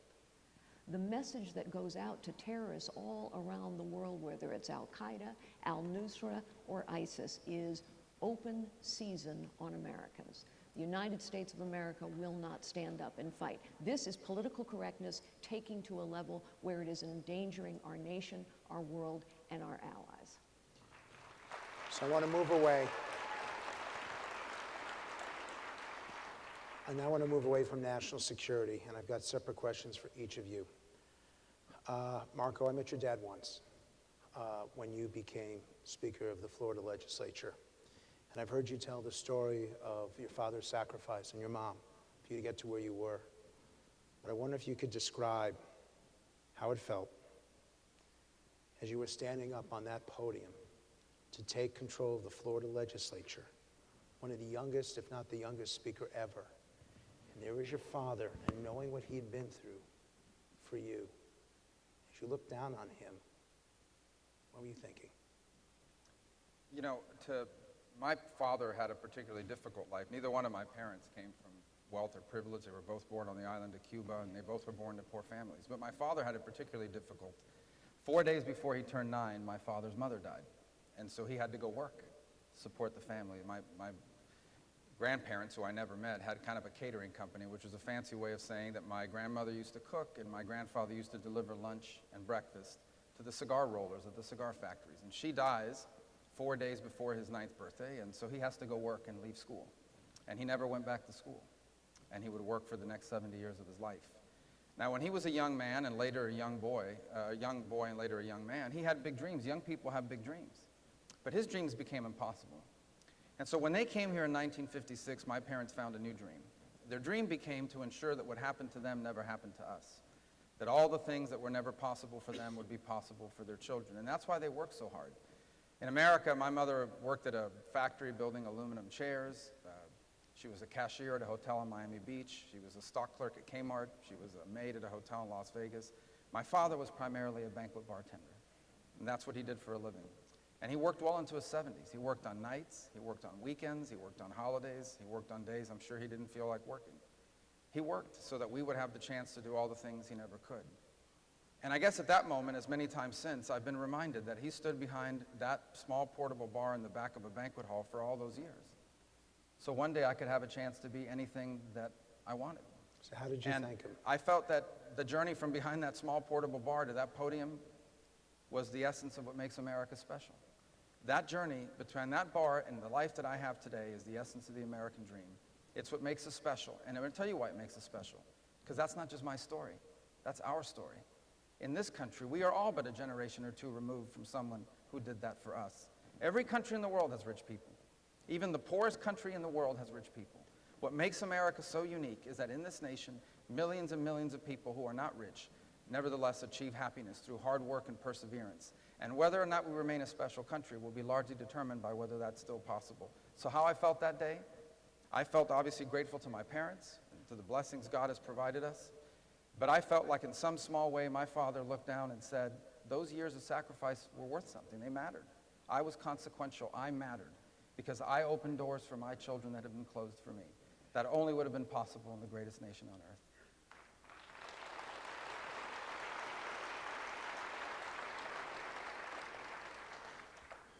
Ben, there's no one in this room who haven't heard about what a brilliant surgeon you are. But every surgeon doesn't always succeed. Patients are lost. What did you go through with the first patient that you lost that allowed you to come back and to do the great things you did? Well, there's no question. It's an extremely difficult thing when you lose a patient. And, you know, I remember a situation where the patient had a very, very complex skull base tumor. And we worked for many, many hours. And, you know, it just didn't work out. And it was the only child. And I went and spoke to the mother. She was a single parent, and that was her only child. And she bargained is there a 10% chance? I said, no. What about 1 in 100? No. 1 in 1,000? No. There was no chance in this particular case. But what I have always done in my life, particularly as a surgeon, is I've always acknowledged God for the successful surgeries. But he also gets the blame for the ones that are not successful. Because my job is to do the very best that I can do. I'm a human being, and I can only do what human beings can do. I can do what God has given me the ability to do. But I must recognize always that there is a power that is greater than me.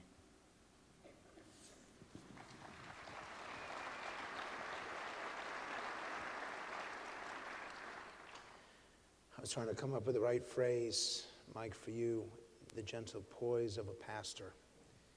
You're arguably, other than jumping on me here, the nicest guy to have run for president a long time. I actually crossed off nicest to write second nicest. When is the last time that you apologized to a political opponent for saying something that, as you thought about it, you really should not have said? In 2008, it was here in Iowa, and I had innocently had a conversation with a New York Times reporter, which was my first mistake. And in that conversation, he knew a lot more about Mitt Romney's faith than I did. And he was telling me a lot about that faith. I just didn't simply have a lot of knowledge. And I asked him a question because I honestly had heard that it was a doctrine of the faith, and I wanted to know. And I asked him the question. He put it in the story, and it came off to people as if I was making a derogatory comment, which I was not, and it was not my intention. But I realized that it truly hurt Mitt, and he took it personally. And we were on the stage. I think the debate was maybe at Des Moines University. It was a televised debate. ABC had televised it. The first time I had seen him since this all had come out. And I went up to him and I said, I want to apologize. It was never my intention to hurt you, to say anything derogatory about your faith. I would never do that. I would never want someone to do that about me. And I genuinely am sorry. And I apologize that I hurt you. And I felt very horrible about it because it was not what I wanted to do. It's not who I am. I'm a lot of things, but I'm not a person that likes to go and intentionally hurt anyone. I've had to hurt some people in my life politically. I've had to fire a lot of people as governor. When you preside over 60,000 employees, some don't work out so well, and you get rid of some. I should apologize for not getting rid of a lot more. The toughest job I ever had was carrying out the death penalty. People talk about they're for the death penalty. They think it's justified. I get that. But it's one thing to theoretically talk about it, to speak about signing a warrant that ultimately will result in a person's death. But until you have actually put your signature to that warrant, and until you have been on that open line for a little more than 2 hours with the director of your correction system, and you finally, when he gives that question to you and says, the inmate is on the gurney, we have the IV going, is there any reason we should not continue with this execution?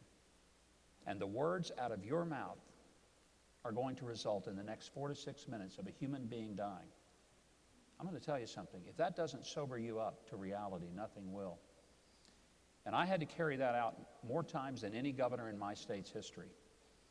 It's not something that I rejoice in, proud of. It was my duty. I did it. And I did it with the conviction that that's what I had been elected to do, was to carry out the law.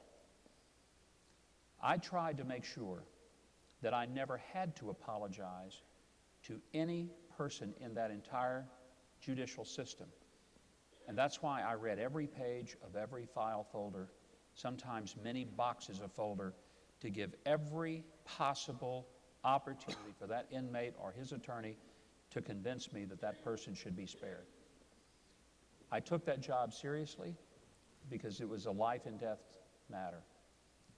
I personally believe that a president has to be prepared to make life and death decisions. And they can never be made with a cavalier spirit. Because some of the decisions that I made as a governor for 10.5 years were decisions that the next governor could reverse, the legislature could override. Only one decision I ever made that was absolutely irrevocable, and that was the decision to carry out a death penalty. You better be right. It's the same kind of weight and responsibility that a president would have sending somebody into war. Because if somebody's child is sent into war and doesn't come back, you never want to look at that parent and say, I'm sorry, I should not have sent your child to war. You want to be able to look them in the eyes and say, I sent your child to war because it was the only and the best option we had to keep the rest of America safe and free. Frank, I tell you this because I do believe sometimes we live in a world where we issue cheap and quick apologies that don't mean anything. I don't apologize often because I don't apologize for something I said that offended somebody because I don't think people have a right to not be offended. I apologize when I either foolishly or intentionally hurt someone. And I would always apologize for that. And I would want God's forgiveness as well as theirs.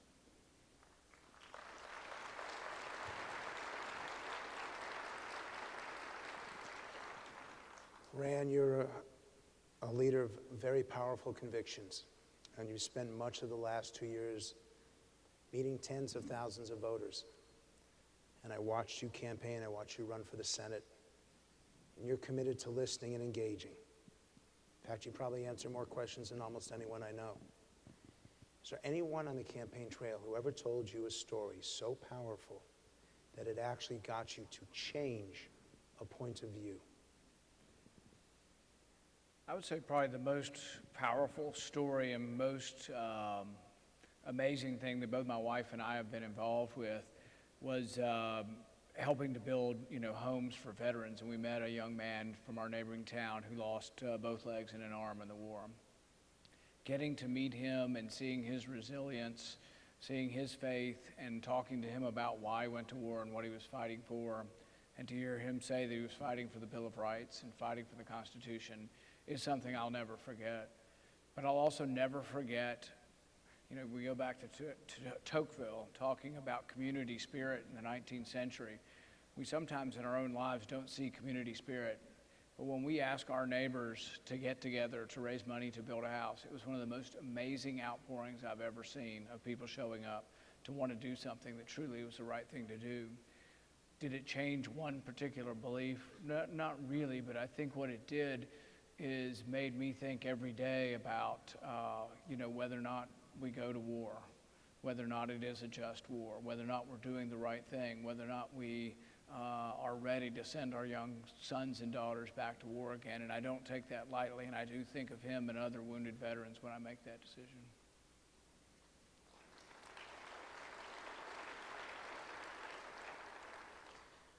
Ted, you're a man of strong convictions and a man of deep spirituality.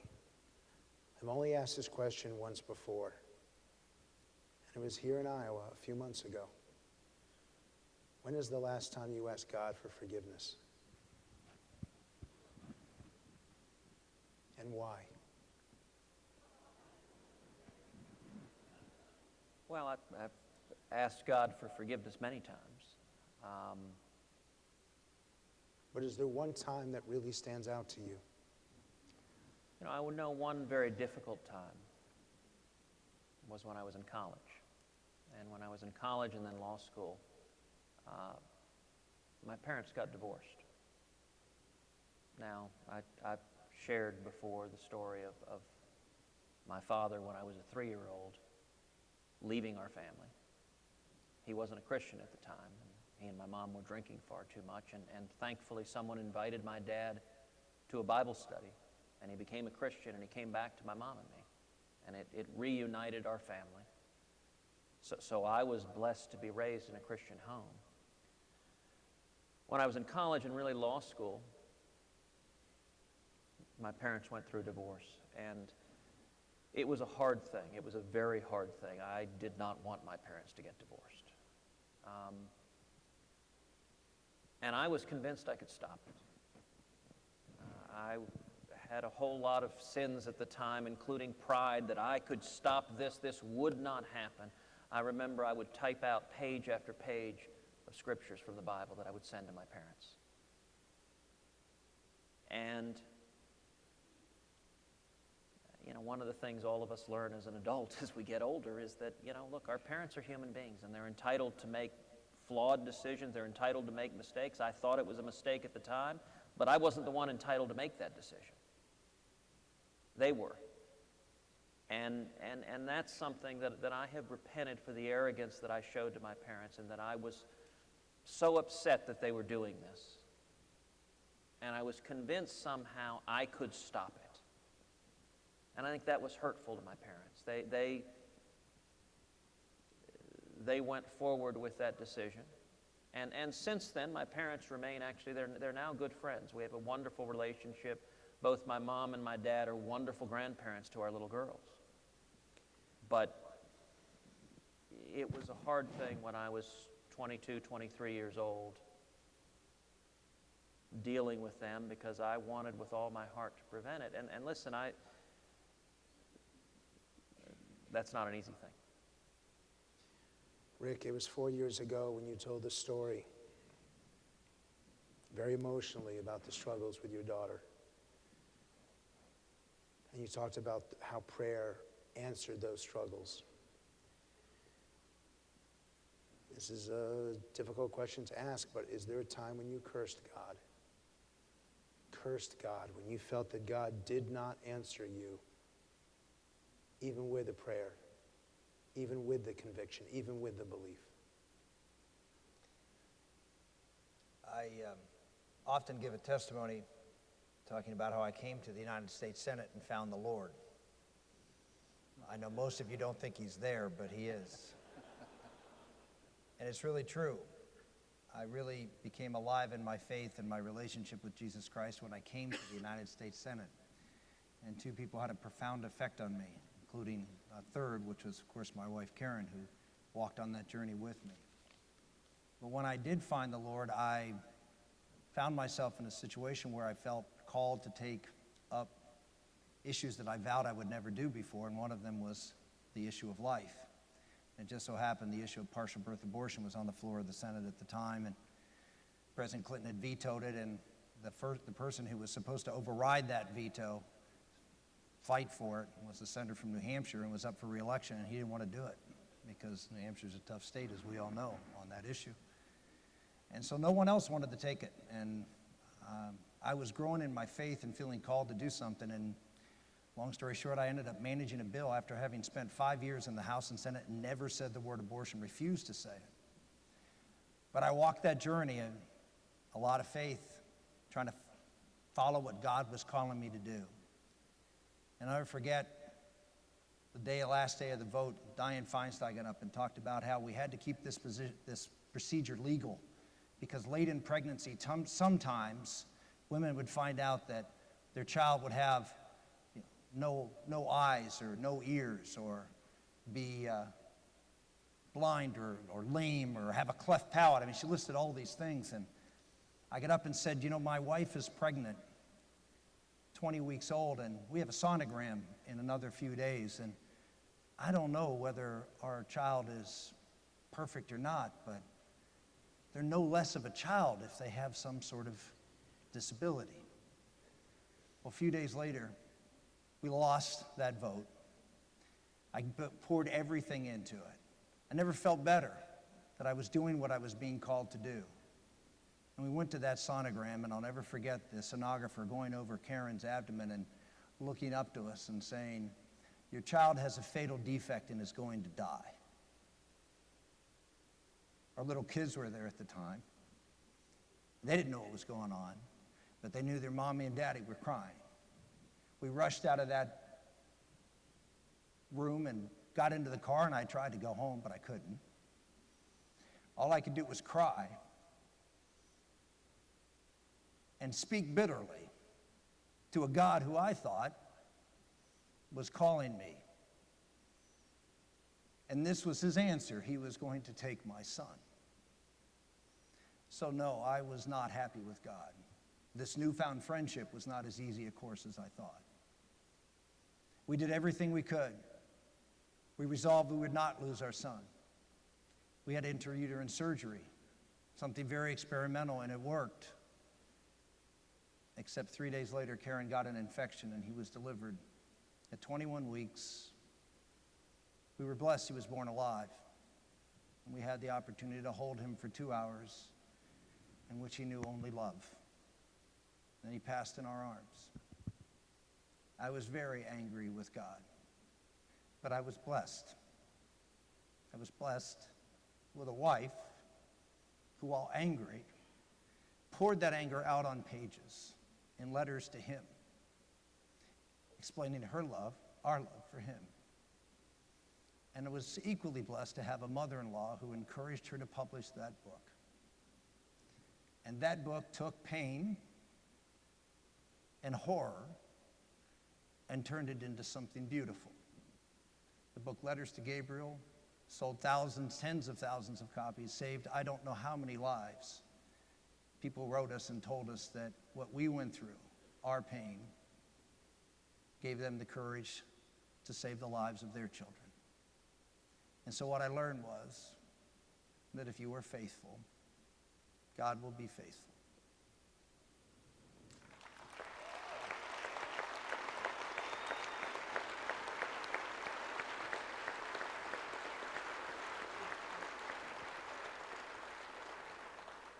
And this one's the most difficult of all. For about 24 hours, I wasn't sure if I was going to come here. I was supposed to be the moderator, and I have a connection to Iowa. My career was supposed to have begun in 1996, and 3 days before the Iowa caucuses, my father had a heart attack and died just in the middle of the night, just went down. And I thought that it would go away, and it doesn't. But I was taught something there, which is as horrible as it is to lose a parent, it is nothing like losing a child. I know faith matters to you. Is there anything that you can teach me about how faith helped you cope with your loss? Well, first let me say that I am moved by every story that I've heard this evening and honored to be at this table.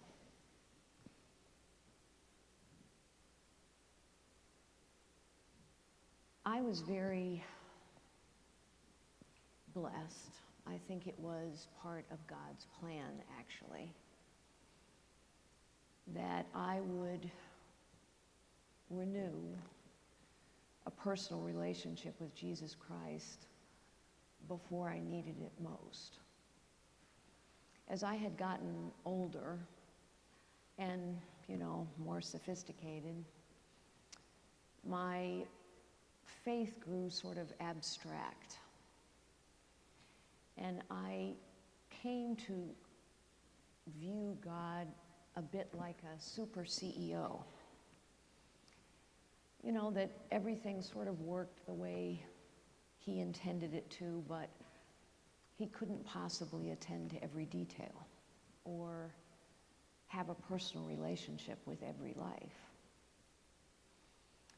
But I had a dear friend, a pastor, who pushed me very hard. And one Christmas morning, literally, it sounds corny, but it's true. One Christmas morning, I woke up and it sort of smacked me in the head like a revelation. I thought, I come from the world of technology. That's where I've spent my business career. And I thought, if people, if humans can create global positioning systems that are so complex and so sophisticated that they can literally track billions and billions of moving objects with incredible precision every second of every day, and even give instructions at the next available opportunity, make a U-turn, then God can keep track of us. and have a personal relationship with each of us. That revelation helped me, helped my husband and I, helped our family. I had a long battle with cancer. It was a very tough battle. There were months when literally the only thing I could eat was the grilled cheese sandwiches my husband Frank, who's here, of more than 30 years, made for me. But while I was going through that battle, our younger daughter Lori was going through a much worse battle. A battle against the demons of addiction. A battle she had waged for a very long time. And literally, as I finished my cancer treatments, she died.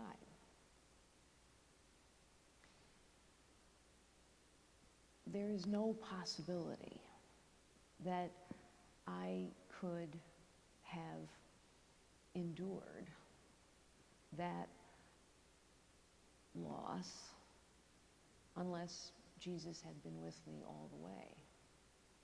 There is no possibility that our family actually would become stronger through that terrible loss unless Jesus Christ were with us every step of the way. And as I remember planning her funeral, I remember choosing the flowers, and I chose the flowers that were her favorite for her wedding. And I remember then choosing her mass card.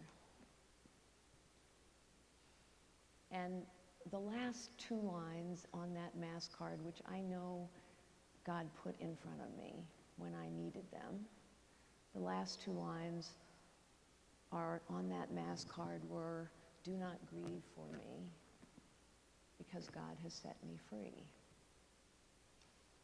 And for all the families who suffer through addictions, you know it is a terrible prison.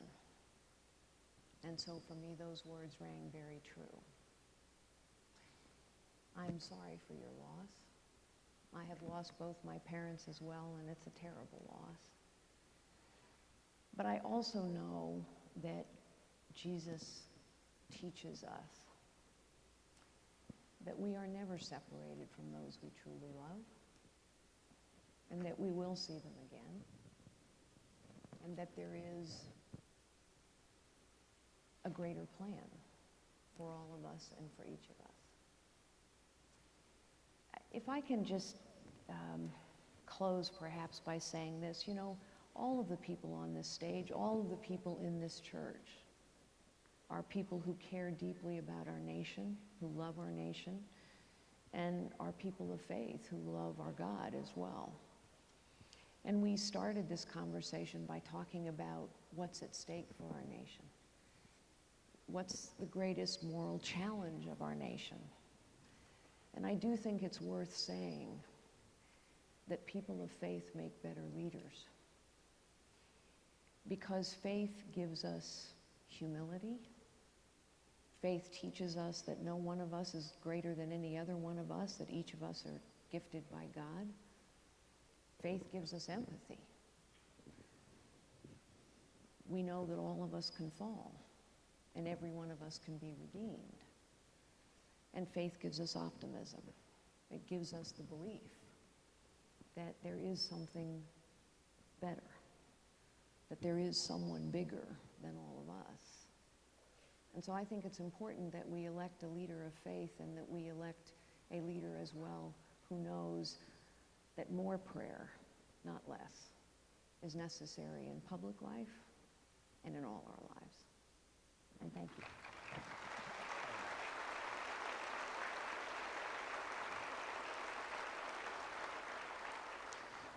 And I can back that up statistically.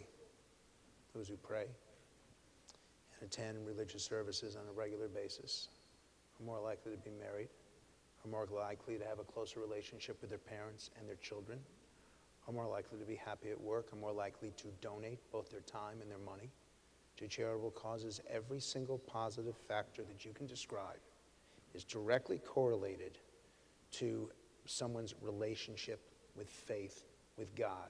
And all the pathologies that you would criticize are directly related to a rejection of God. So I can back up your polling data. We're heading towards the end. There are a few questions we still have to get to, and one of them is education. And Mark, I'll start with you because you have young kids. We've been talking about this education crisis since 1965. It's been 50 years, and it seems like every level of government has failed to give our kids the skills, the talents, and the education they need to be as successful as they can be. All you have to do is look in the inner city, look at Appalachia, look at poor areas of the country. Doesn't matter what state you're in all 50 states there are schools that are failing. What is the role of the president in education, and what specifically would you promote? Because our kids are not getting the quality of teaching they deserve. Well, I agree that our K-12 system in America is deficient and that it's not preparing kids to compete in the 21st century, but it really isn't the role of the federal government to run the K-12 system. That belongs to state and local communities. That's why we don't need Common Core, and quite frankly, that's why we don't need a Department of Education. I do think, as the biggest payer of higher education, we have a vested interest in what higher education is promoting, and that we need to re-examine and quite frankly, modernize what higher education means in the 21st century. For starters, it must mean more career and vocational training. Some of the best paying jobs of the 21st century require more than traditional high school, but less than 4 years of college. And at some point in our history, we started telling kids that trade school were for the kids that weren't smart enough to go to college. Well, that isn't true. Trade school are for the kids that at 18 years of age want to make $50,000 as a welder, as an airplane mechanic, as a car technician. And we should be training people to do that. We should be opening up federal financial aid, not that they have to wait till they're 18 to use the Pell Grant. They should be allowed to use it at 16 and 17 to go to high school in the morning and trade school in the afternoon, so when they graduate, they don't just get a high school diploma. They are industry certified and ready to work, because there are good paying jobs in these careers, and we're not training people to do it. But if the local communities are failing their kids, and this is a fact, and I would not want to have this discussion in Mississippi, but there is a huge difference in the quality of education in the public schools of Mississippi and the public schools of Massachusetts. And it is the right of Mississippi to make those decisions. But aren't those kids suffering as a result? And the answer is that then you need to get better state legislators, better school board members, a better governor, because it is the local government. Well, let me say this. If you put the federal government in charge of K-12 education, you're not going to be happy with the result, because that means you're going to have to go to Washington, D.C. and try to influence some unelected, unaccountable bureaucrat at the Department of Education. That means you're going to have to travel to Washington, D.C. and get Congress to pay attention to something. They're only going to make it worse.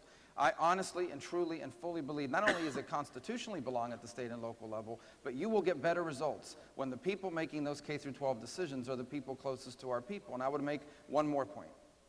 Schools are important. They teach kids how to read, how to write, and these sorts of things. But many of the issues we face in our country go back to the fact that something that was mentioned earlier. The family is breaking down. The family is the most important school our children will ever attend. And if you don't, because no one is born with the right values. No one. Values have to be taught to you. And they can only be taught in strong and stable families. And so if you look at academic and ultimately economic underperformance in America today, there is a direct correlation between that and the breakdown of the American family. I accept that, but Rick, how old's your youngest now? 7.5, Bella. So you've got children all through that range. There are parents who don't have the ability to put their kids into private school because they can't afford it. They can't send their kids to religious school, and there aren't either subsidies or there are no opportunity scholarships. And these kids are being stuck in schools, they're being trapped in schools that don't give them the opportunity to succeed. I'm not asking for the role of Washington, but who's going to fight for those kids? I want to go back to what Marco just said, because the numbers, your stats back them up. There was just a survey done of marriage rates in states and economic success.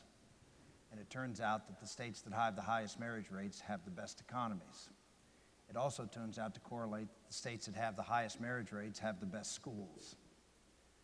And what Marco was saying is absolutely right. You talk to any parent, any teacher, or any administrator, anybody in the school system, and you ask them the biggest problem, it's not Common Core and curriculum, it's not computers and labs, it's the fact that many children are coming into the school system not willing, able, or prepared to learn, and not having supportive families to help the schools. The breakdown of the family is breaking everything down. It's breaking our economy down, it's breaking our schools down, it's breaking our culture down. And unfortunately, we don't have any leaders in this country, or very darn few of them, who are willing to stand up and be politically incorrect and stand up and fight for the institutions and the traditions that are important for these children to have a better life. I encourage you to read a book. I don't often cite liberal Harvard professors, but Robert Putnam's book, Our Kids. Read it. Read the first few chapters at least that describe growing up in Port Huron, Ohio when he was a kid in the 1950s, and then growing up today, and what it was like to grow up poor in 1950. And yet all of those kids, almost every one of them did well. Why? Because they came from stable families, or at least neighborhoods where there were dads. And today, there are no dads. There are no stable families. And look at the lives of the children that we say it's just okay. We can't talk about this because we don't want to pass any moral judgments down. We're so afraid to offend anybody, we won't fight for the lives of our children. Ladies and gentlemen, we need a president who's willing to go up and challenge the American public to rebuild a culture of marriage and family in America. If you want to fix education, you can abolish all the education departments you want. But you have to do something about the child entering into that school. You want to help teachers, help parents, stabilize the family so children can come to school prepared to learn. And then give the power. I always say, who's the customer of the education system? People always say, oh, the kids. No, the parents. Why? Because it's the parents' responsibility to educate the children. And as a result, if parents have the responsibility, they should be given the power. They should be given the power within the public schools or whatever other schools they have to be able to give every child what the parent believes is the best education possible for that child. That's my mission statement as President of the United States. Mike, as governor, you were responsible for the quality of schools, for education. And what I've seen Republicans do is tell us what they should not be doing.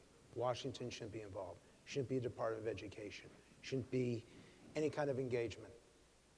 Now, please, I ask you, tell me what should be done, because these kids, it's too late if they're 8 years old and there's no father in the house, and that kid still has 10 years in school.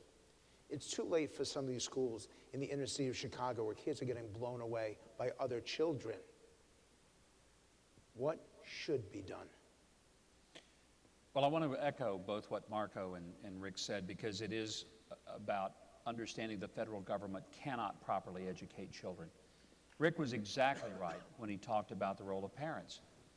Why is it that homeschool kids academically do better than kids from any other academic background? Because it is the intense involvement of the mother and father in that child's education that is unsurpassed in any other educational form.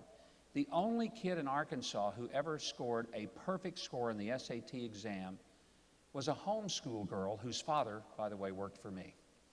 He worked in the Human Services Department, and it completely embarrassed the education establishment in our state because a homeschool kid wasn't supposed to do that.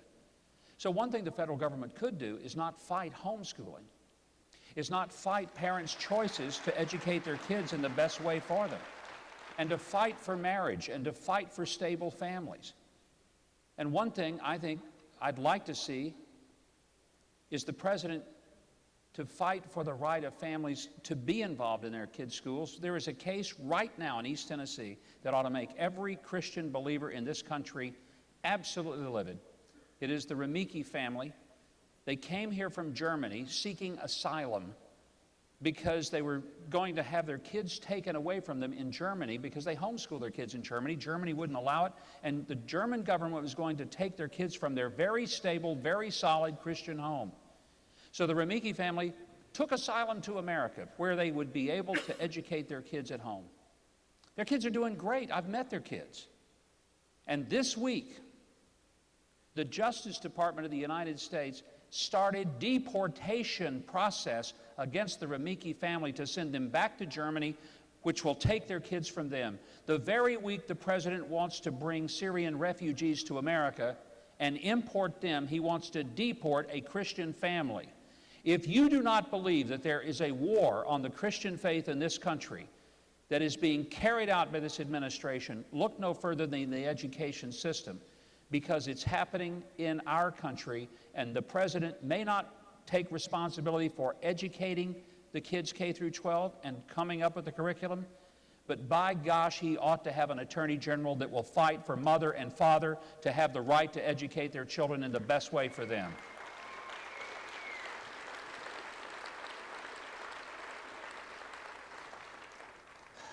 Ben, as this is a forum about faith, where was God on 9/11? Where was God in Paris last week? There was so much pain and suffering to so many good people and so many innocent people. Why do bad things continue to happen to them? How do you put God into this great picture that we have of an awful lot of tears? Yeah. Well, you know, God is not a dictator. He gives people choice. And that is the reason that we live in an imperfect world. If he prevented all bad things from happening, we would already be in heaven. But we do have the opportunity to live our lives in such a way that we will be able to enjoy heaven at some point. I firmly believe that. But I'm not ashamed of it either. You know, a lot of people are always trying to be critical of me, and they say, how can you possibly be a scientist and believe in God? And all the things that you believe in are not things that lead to scientific improvement. And yet, interestingly enough, I've had a pretty decent life in a scientific endeavor like neurosurgery. So it kind of proves that you don't necessarily have to adopt the no God mentality. But if, in fact, we lead the right kind of life, I personally believe that we establish a relationship with God and that he can be a tremendous help to us, but he does not force himself upon us. And as far as evil is concerned, it gives us an opportunity to demonstrate the power of God through our lives and the way that we react with evil in our world.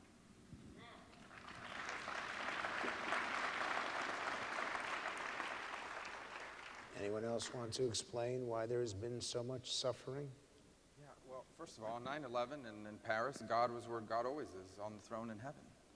And the reality of it is that God's ways are not our ways. And one of the things we try to ascribe to God is human characteristics. But God's ways are not our ways. And what we're called in our faith is to trust that all things that happen for God's plan and for good, even though we can't explain them. This is a simplistic way to explain it to my children, but I tried to recently in the aftermath of some of these horrible things that are happening in the world. When my children were all very young, I would take them to the doctor to get their vaccines. And my 3-year-old, my 2-year-old, they didn't understand why Dad was allowing a doctor to stick a needle in their arm. And it was painful.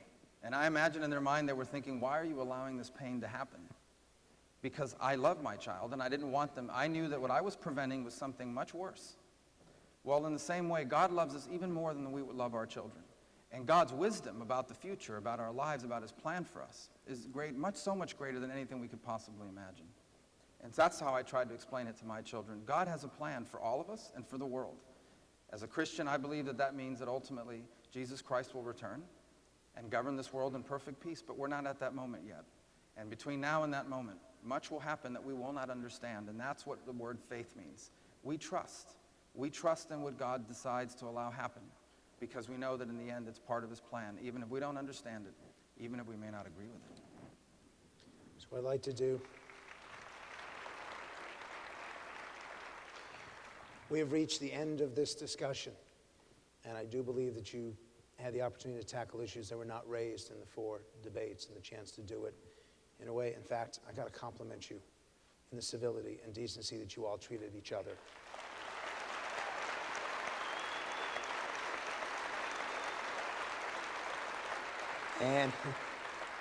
And I do think someone needs to explain this to CNBC. You can get good answers out of people without being rude and horrible to them. Each one of you, because we are at the end, I want to allow you to answer any question that has not been asked you. Each one of you do it individually. But you have people who will be voting on your future and America's future about 75 days from now. What's the last thing briefly that you would want to leave them? Carly, I'll start with you. I think our nation is at a pivotal and a perilous time. I think this is a nation of limitless possibility, and yet we don't believe it anymore. We don't believe it anymore because actually possibilities are being crushed for too many Americans. Possibilities are being crushed because we've tangled their lives up in webs of dependence, or because they don't have a loving and stable family, or because they don't have a chance at an education. Possibilities are being crushed because too many people aren't working, because we make it too hard for new businesses and small businesses that create most of the new jobs to create those opportunities, those possibilities for people. This is no longer a place where people believe there is limitless possibility. And when we lose the sense of limitless possibility that's always defined this nation, we lose the core of who we are. We talked at the beginning of this evening about our founders and their genius. And they said this was a place where anyone had the right to life, liberty, and the pursuit of happiness, where everyone has the possibility to find and use their God-given gifts and create a life of dignity and purpose and meaning for themselves. And yet our founders also said that because that right comes from God, it should not be taken away by man or government. The pivotal and perilous time we have reached is that government is crushing possibilities for the people of this nation. Our government has grown so big, so powerful, so costly, so corrupt, so inept, and yes, so politically correct and politically driven, that the truth is possibilities are being crushed. Government is taking them away from people. I actually think the pivotal and perilous time we've reached in our nation's history is that as citizens, we must take our nation back. Ours was intended to be a citizen government. We have fine people on this stage. But it is also true that we have talked about these problems for a very long time. So I think we have to remember who we are. Ours was intended to be a citizen government. And I think what our nation calls for now is leadership. Leadership that has been tested, leadership that understands how the economy works, how the world works, how bureaucracies work, because that's what federal governments have become, how technology works, and mostly that the highest calling of leadership is to unlock potential in others. And now I believe we need a leader who understands their calling, is to challenge the status quo of Washington and unlock the potential of this great nation so that we can once again be a nation of limitless possibility for every citizen, regardless of their circumstances. Mike. I don't think it's possible to understand America apart from realizing the role that the providence of God played in this country. And I feel that if we try to explain America apart from his intervention, it's inexplicable. Our founders were geniuses. I believe they were more than just brilliant people, they were inspired. And the documents that they set forth for us to be governed by were remarkable in that they recognized our frailty by creating 3 equal branches of government separate but equal, to provide checks and balances, because they knew if too much power was put in too few people, or even in one branch of government, we would end up with what we frankly ended up with, where rather than the people who control their government, a government would control the people. And the system was designed to prevent that, and one of the ways was to have these three branches of government very distinct, with limitations of their power, checked by the other two. I'm convinced that one of the great failures of the last 70 years is we've had executives in the executive branch who have simply surrendered the entire power of the executive branch to the judicial, under the idea of judicial supremacy, that if the court rules that that's it, and it's the law of the land. But my friend, it is not the law of the land if the court rules, because the court cannot make law. Only the Congress. And I'm convinced that if the next president is unwilling to exercise the full responsibility of the executive branch as a check and balance against an overreaching judiciary, we will be continuing to live in an even worsening state of judicial tyranny, where we're not ruled by the elected representatives of the people, but we'll be ruled, as John Roberts so brilliantly and eloquently said in the same-sex marriage dissent, we will be ruled by 5 unelected lawyers. And that is not a constitutional expression of our government. I'm convinced the next president should ignore the unconstitutional and illegal rulings of the courts, including that of same-sex marriage, because it is not the law of the land. It was a judicial overreach, and the next president should do what Jefferson, Jackson, Madison, and Lincoln all believe should be done. Ignore the court. Defy the court, because it is the constitutional, not right, the constitutional responsibility of the president to not allow that judicial branch to overreach. And as far as we've often, for many of us, we've fought the life issue since the 70s. For 42 years, we've been on the defense. And the fact is, it's time for us to quit being on the defense. The next president should say, not we have to pass a constitutional amendment, because we don't. We simply accept the Constitution as we currently have it. And we invoke the Fifth Amendment, which guarantees due process before you can deprive any person of life or liberty, and the 14th that guarantees equal protection under the law. And we simply say there will be no abortion because that unborn child is a person. And if it is not a person, it is entitled to no due process. I finish with this. If that sounds radical to you, if that sounds bold to you, so be it.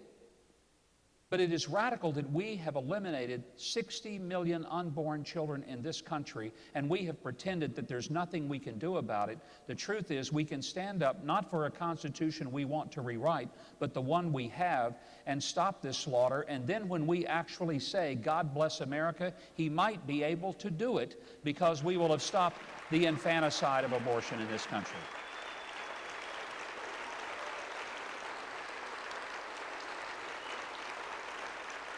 I want you guys to know that your campaigns are screaming backstage that this is going too long. I leave it to you guys to decide how long you want your closings to be, and tell it to your staff when they see you back there. Rick Santorum.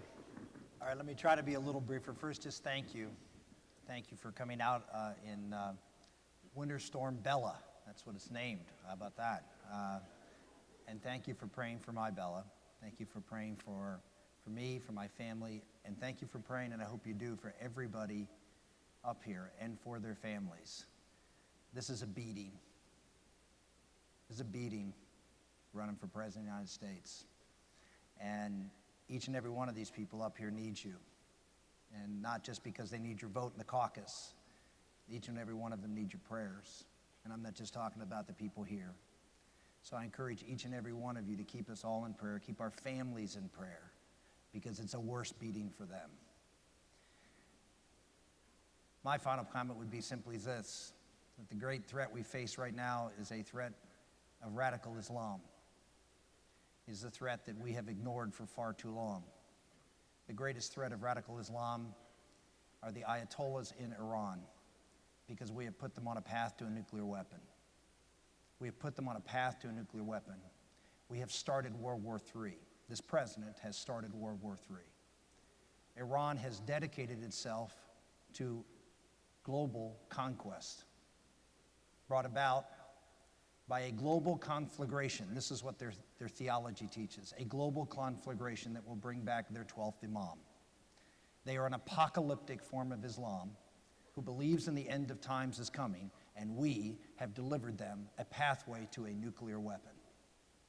That is the most serious threat that faces the next generation of Americans. As president, on the first day, they will know I mean business. Why? Because I put the sanctions on the Iranian nuclear program. I drafted that bill, fought Republicans and Democrats, lost a vote by 4 in 2006. The 4 votes, Clinton, Obama, Biden, and Kerry. The bill later passed because it was even obvious to them what Iran was doing. And those sanctions brought Iran to the table. And Barack Obama turned the tables and gave them every advantage, including a pathway to a nuclear weapon. On day one, I will tell the Iranians that that deal was not law, Frank. It is not the law. Congress did not ratify it. It is a personal agreement between the president and these other countries. And I will say, as a new president, we will have a new sheriff in town. And you know what? They will believe me because they know.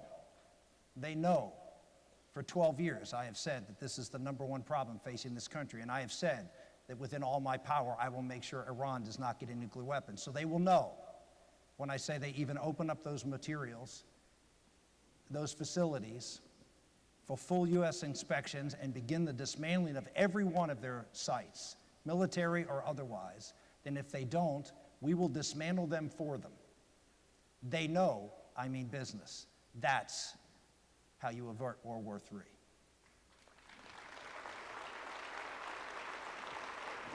Rand, you'll close. I just want you to know that 2 campaigns have actually left for the hotels. Well, I'm glad Frank said there's no limit. I once stood for 13 hours defending the Bill of Rights, and Hey, Rand? I think I Rand? can go 15 if I get to Rand, sit. I spoke for 24 straight hours at Oxford. Don't test me. You know, I recently have come out with a book, Our Presidents and Their Prayers. And as I look through all of the presidents, all their Thanksgiving proclamations and their prayers, every one of them looked to divine providence. Every one of them looked to God. Often the media will say, well, are we a Christian nation? And like it's a gotcha question. Well, sure, we were founded by almost entirely Christians. But we also founded a country that was open to people of every religion. And when we talked about the First Amendment, it wasn't about keeping religious people out of government. It was about keeping the government out of our religion. So I think that as we look forward and we say, what kind of government do we want and who do we want? Sure, we want someone who's religious. Sure, we want someone who has values, someone who believes that liberty thrives when you have virtue, when a country is virtuous. Washington said that. Washington said that democracy thrives when you have a virtuous people. But it's a tricky balance. A friend of mine, or an author that I like, Os Guinness, who's a theologian, says that liberty requires a virtuous people and that liberty requires restraint. But he says something else. He says that the only kind of restraint consistent with liberty is voluntary restraint or self-restraint. There's a lot of this government's not going to cure for us. Government's not going to save us. Government isn't salvation. Government doesn't replace our religion. We want moral people in government. We want government to promote moral causes. We want government to do the right thing. We also need to look to ourselves, to our pastors, and say, look, you want to fix the marriage problem? We're going to have to look to ourselves and teach our kids that it's the right thing to do. And I think when we do that, when we realize that government's not going to solve all our problems, I think what we're going to find is that we're a healthier, bigger, better Christian and multi-religious nation that will thrive again when government is so small that you can barely see it, and we remember that the Constitution restrains the government, not the people. Thank you. Marco. Thank you. Thank you, Frank, for doing this. And I want to thank the family leader. I want to thank all of you for being a part of this. And let me just say, we're going to continue to have a spirited campaign, but I'd rather be the Republicans than the Democrats. None of our candidates are socialists, and none of our candidates is under FBI investigation.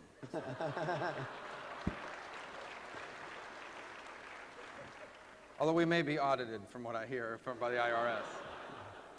And the theme tonight is Thanksgiving, and I think we have so much to be thankful for.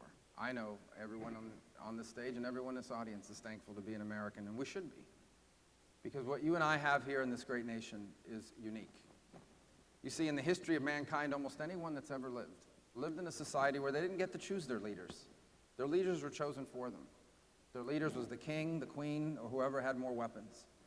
Most of the people that have ever lived in a society where your future economically, your prosperity, depended on who your parents were.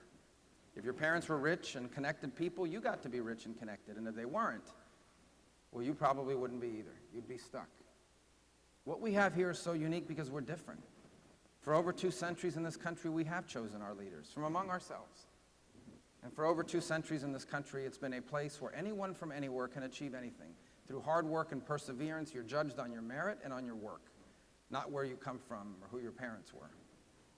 But this is unique. It's exceptional. And that's why it's so hard. That's why each generation of Americans has faced extraordinary challenges. We've never had it easy. This nation was founded in a great challenge by declaring independence, the most powerful empire in the world. And then soon after that, this nation had a civil war that divided it and almost ended it. Not long after that, this nation was embroiled in a great world war. The world had never seen such carnage. Not long after that, this nation had a Great Depression. Not long after that, this nation had a Second World War, even first in the first one.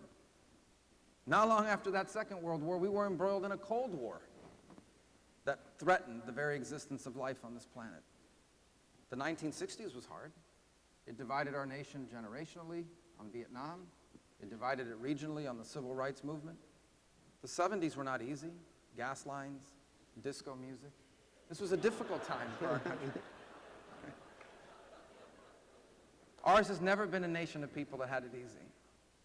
This has always been a nation that has had to confront challenges.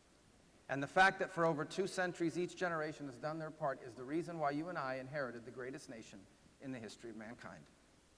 And now we arrive at this moment where we must make our generational choice about what kind of country this will be in the 21st century. If we keep doing what we are doing now, if we have another 4 years like the last 8 years, we will be the first Americans to leave their children worse off than themselves.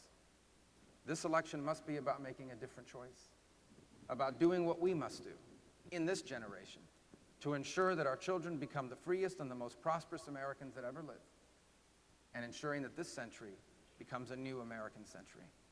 And that's why I hope I can earn your support on February 1st at the caucuses. Thank you, and God bless all of you.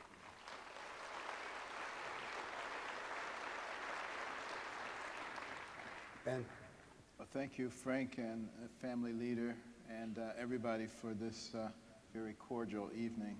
I hope we can carry the spirit forward from this point forward. You know, education is the great divide. It made all the difference in the world for me. And it was so important for our founders also. They emphasized that our freedoms and our system was based upon a well-informed and educated populace. And if we ever became other than that, the nature of the country would rapidly change. Why? Because people would be easy to manipulate. All it would take was dishonest politicians and a complicit media, and off you go in another direction. We're dangerously close to that at this point. And it's so important that we once again become an educated nation. It's something that I and my wife became very concerned about some years ago. And our dream, if you ever read my first book, Gifted Hands, at the end of that book it articulated a dream of wanting to start a national scholarship program. Well, that has been done. The Carson Scholars Fund is now active in all 50 states. We have reading rooms all over the country, particularly in Title I schools, where a lot of kids come from homes with no books. They go to a school with no library or a poorly funded library. Those are kids that don't learn how to read in many cases. And as you may know, 70 to 80% of high school dropouts are functionally illiterate. And we have to find a way to stop that. because what we need to understand in this country is what true compassion is. You know, the progressives think compassion is patting people on the head and saying, "You poor little thing, I'm going to give you housing subsidies and food stamps and everything else you need." But that is the opposite of compassion. That is putting people into a life of dependency. I think that is actually a very cruel thing to do. And I think what we need to be emphasizing is the fact that we together is where our strength lies, unity. And we need to think with compassion about all of those kids who are going down the path of self-destruction. For everyone we can keep from going down that path with the way that we do things and our policies and school choice and a whole variety of things, everyone we can keep going down that path is one less person we have to be afraid of or protect our family from. One less person we have to pay for in the penal system or the welfare system. One more tax-paying, productive member of society who may discover the cure for cancer or a new energy source. We cannot afford to waste any of our people. We are the United States of America, not the divided states of America.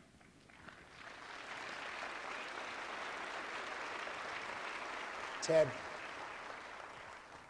Well, I want to thank the family leader. I want to thank Bob Vanderplatz for your incredible leadership in the state of Iowa and nationally. I want to thank each of y'all for being here late into the evening and braving the blizzard. By the way, as a Texan, what is that cold white stuff outside? And Frank, I want to thank you for the terrific job you have done moderating this. Thank you. Although I will say this is the longest I've ever sat at a Thanksgiving table with no food being served.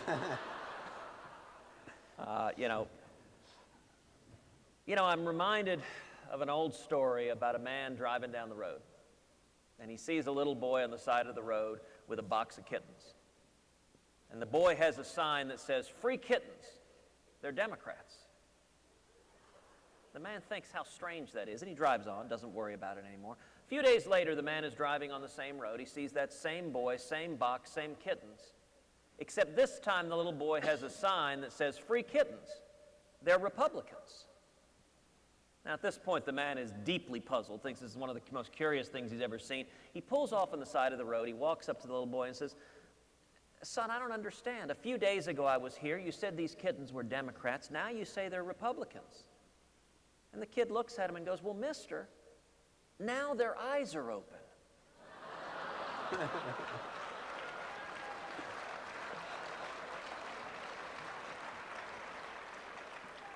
You know, Hillary Clinton may think we are her enemies, but we are not. Our object is very simple, which is to open people's eyes that there is a better way than the path we are on.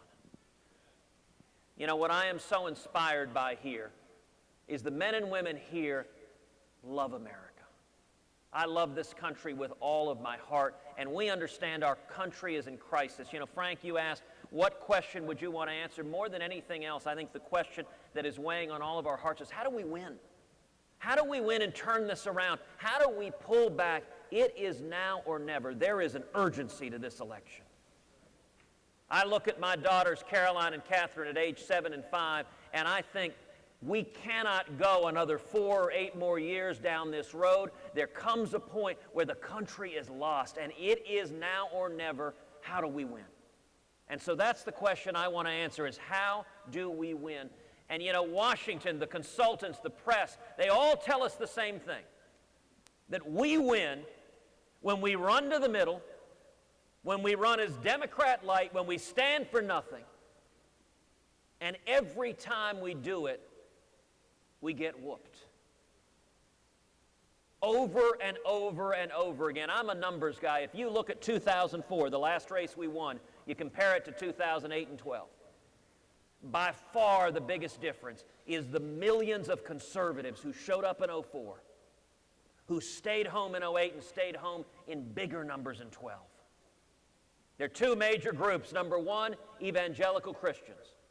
There are about 90 million evangelicals in America. In the last election, 2012, 54 million evangelicals stayed home. Think about that number. A majority of evangelical Christians did not vote. The other major group are the so-called Reagan Democrats. They're the blue-collar Catholics across the Midwest up into New England, union members, gun owners, pro-life, strong national defense. If we're going to win, we have to energize and inspire and motivate the millions of conservatives staying home. I'll tell you this, the evangelical Christians, the Reagan Democrats, if the body of Christ rises up at one and votes our values, we turn this country around.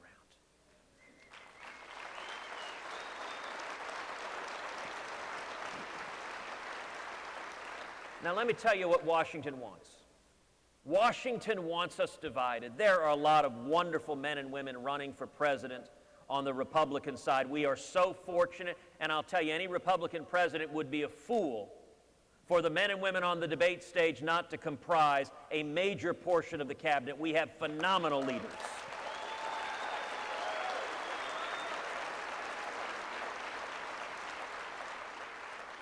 But what Washington wants is conservatives divided. They don't care how, by the way. They want a chunk of conservatives over here, a chunk of evangelicals over here, a chunk of libertarians over there, a chunk of Tea Party folks over there. And that's how over and over again the moderate candidate runs up the middle with 23% of the vote, steals the nomination, and then loses the general and hands the election to Hillary Clinton. We have one simple task among us for conservatives to unite. If conservatives come together as stand as one, it's game over. This primary is over if conservatives unite. And if conservatives stand together and unite, the general election is over. And so the question I would suggest that all of us should ask. And Ted, the debate needs to be over.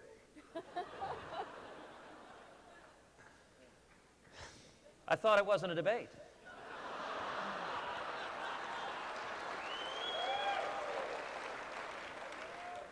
The forum needs to be over. The question I think all of us should ask is, Scripture gives us the test for deciding. It says, you shall know them by their fruits. We should ask, who has stood and led on all three legs of the Republican school as a fiscal conservative, a social conservative, a national security conservative?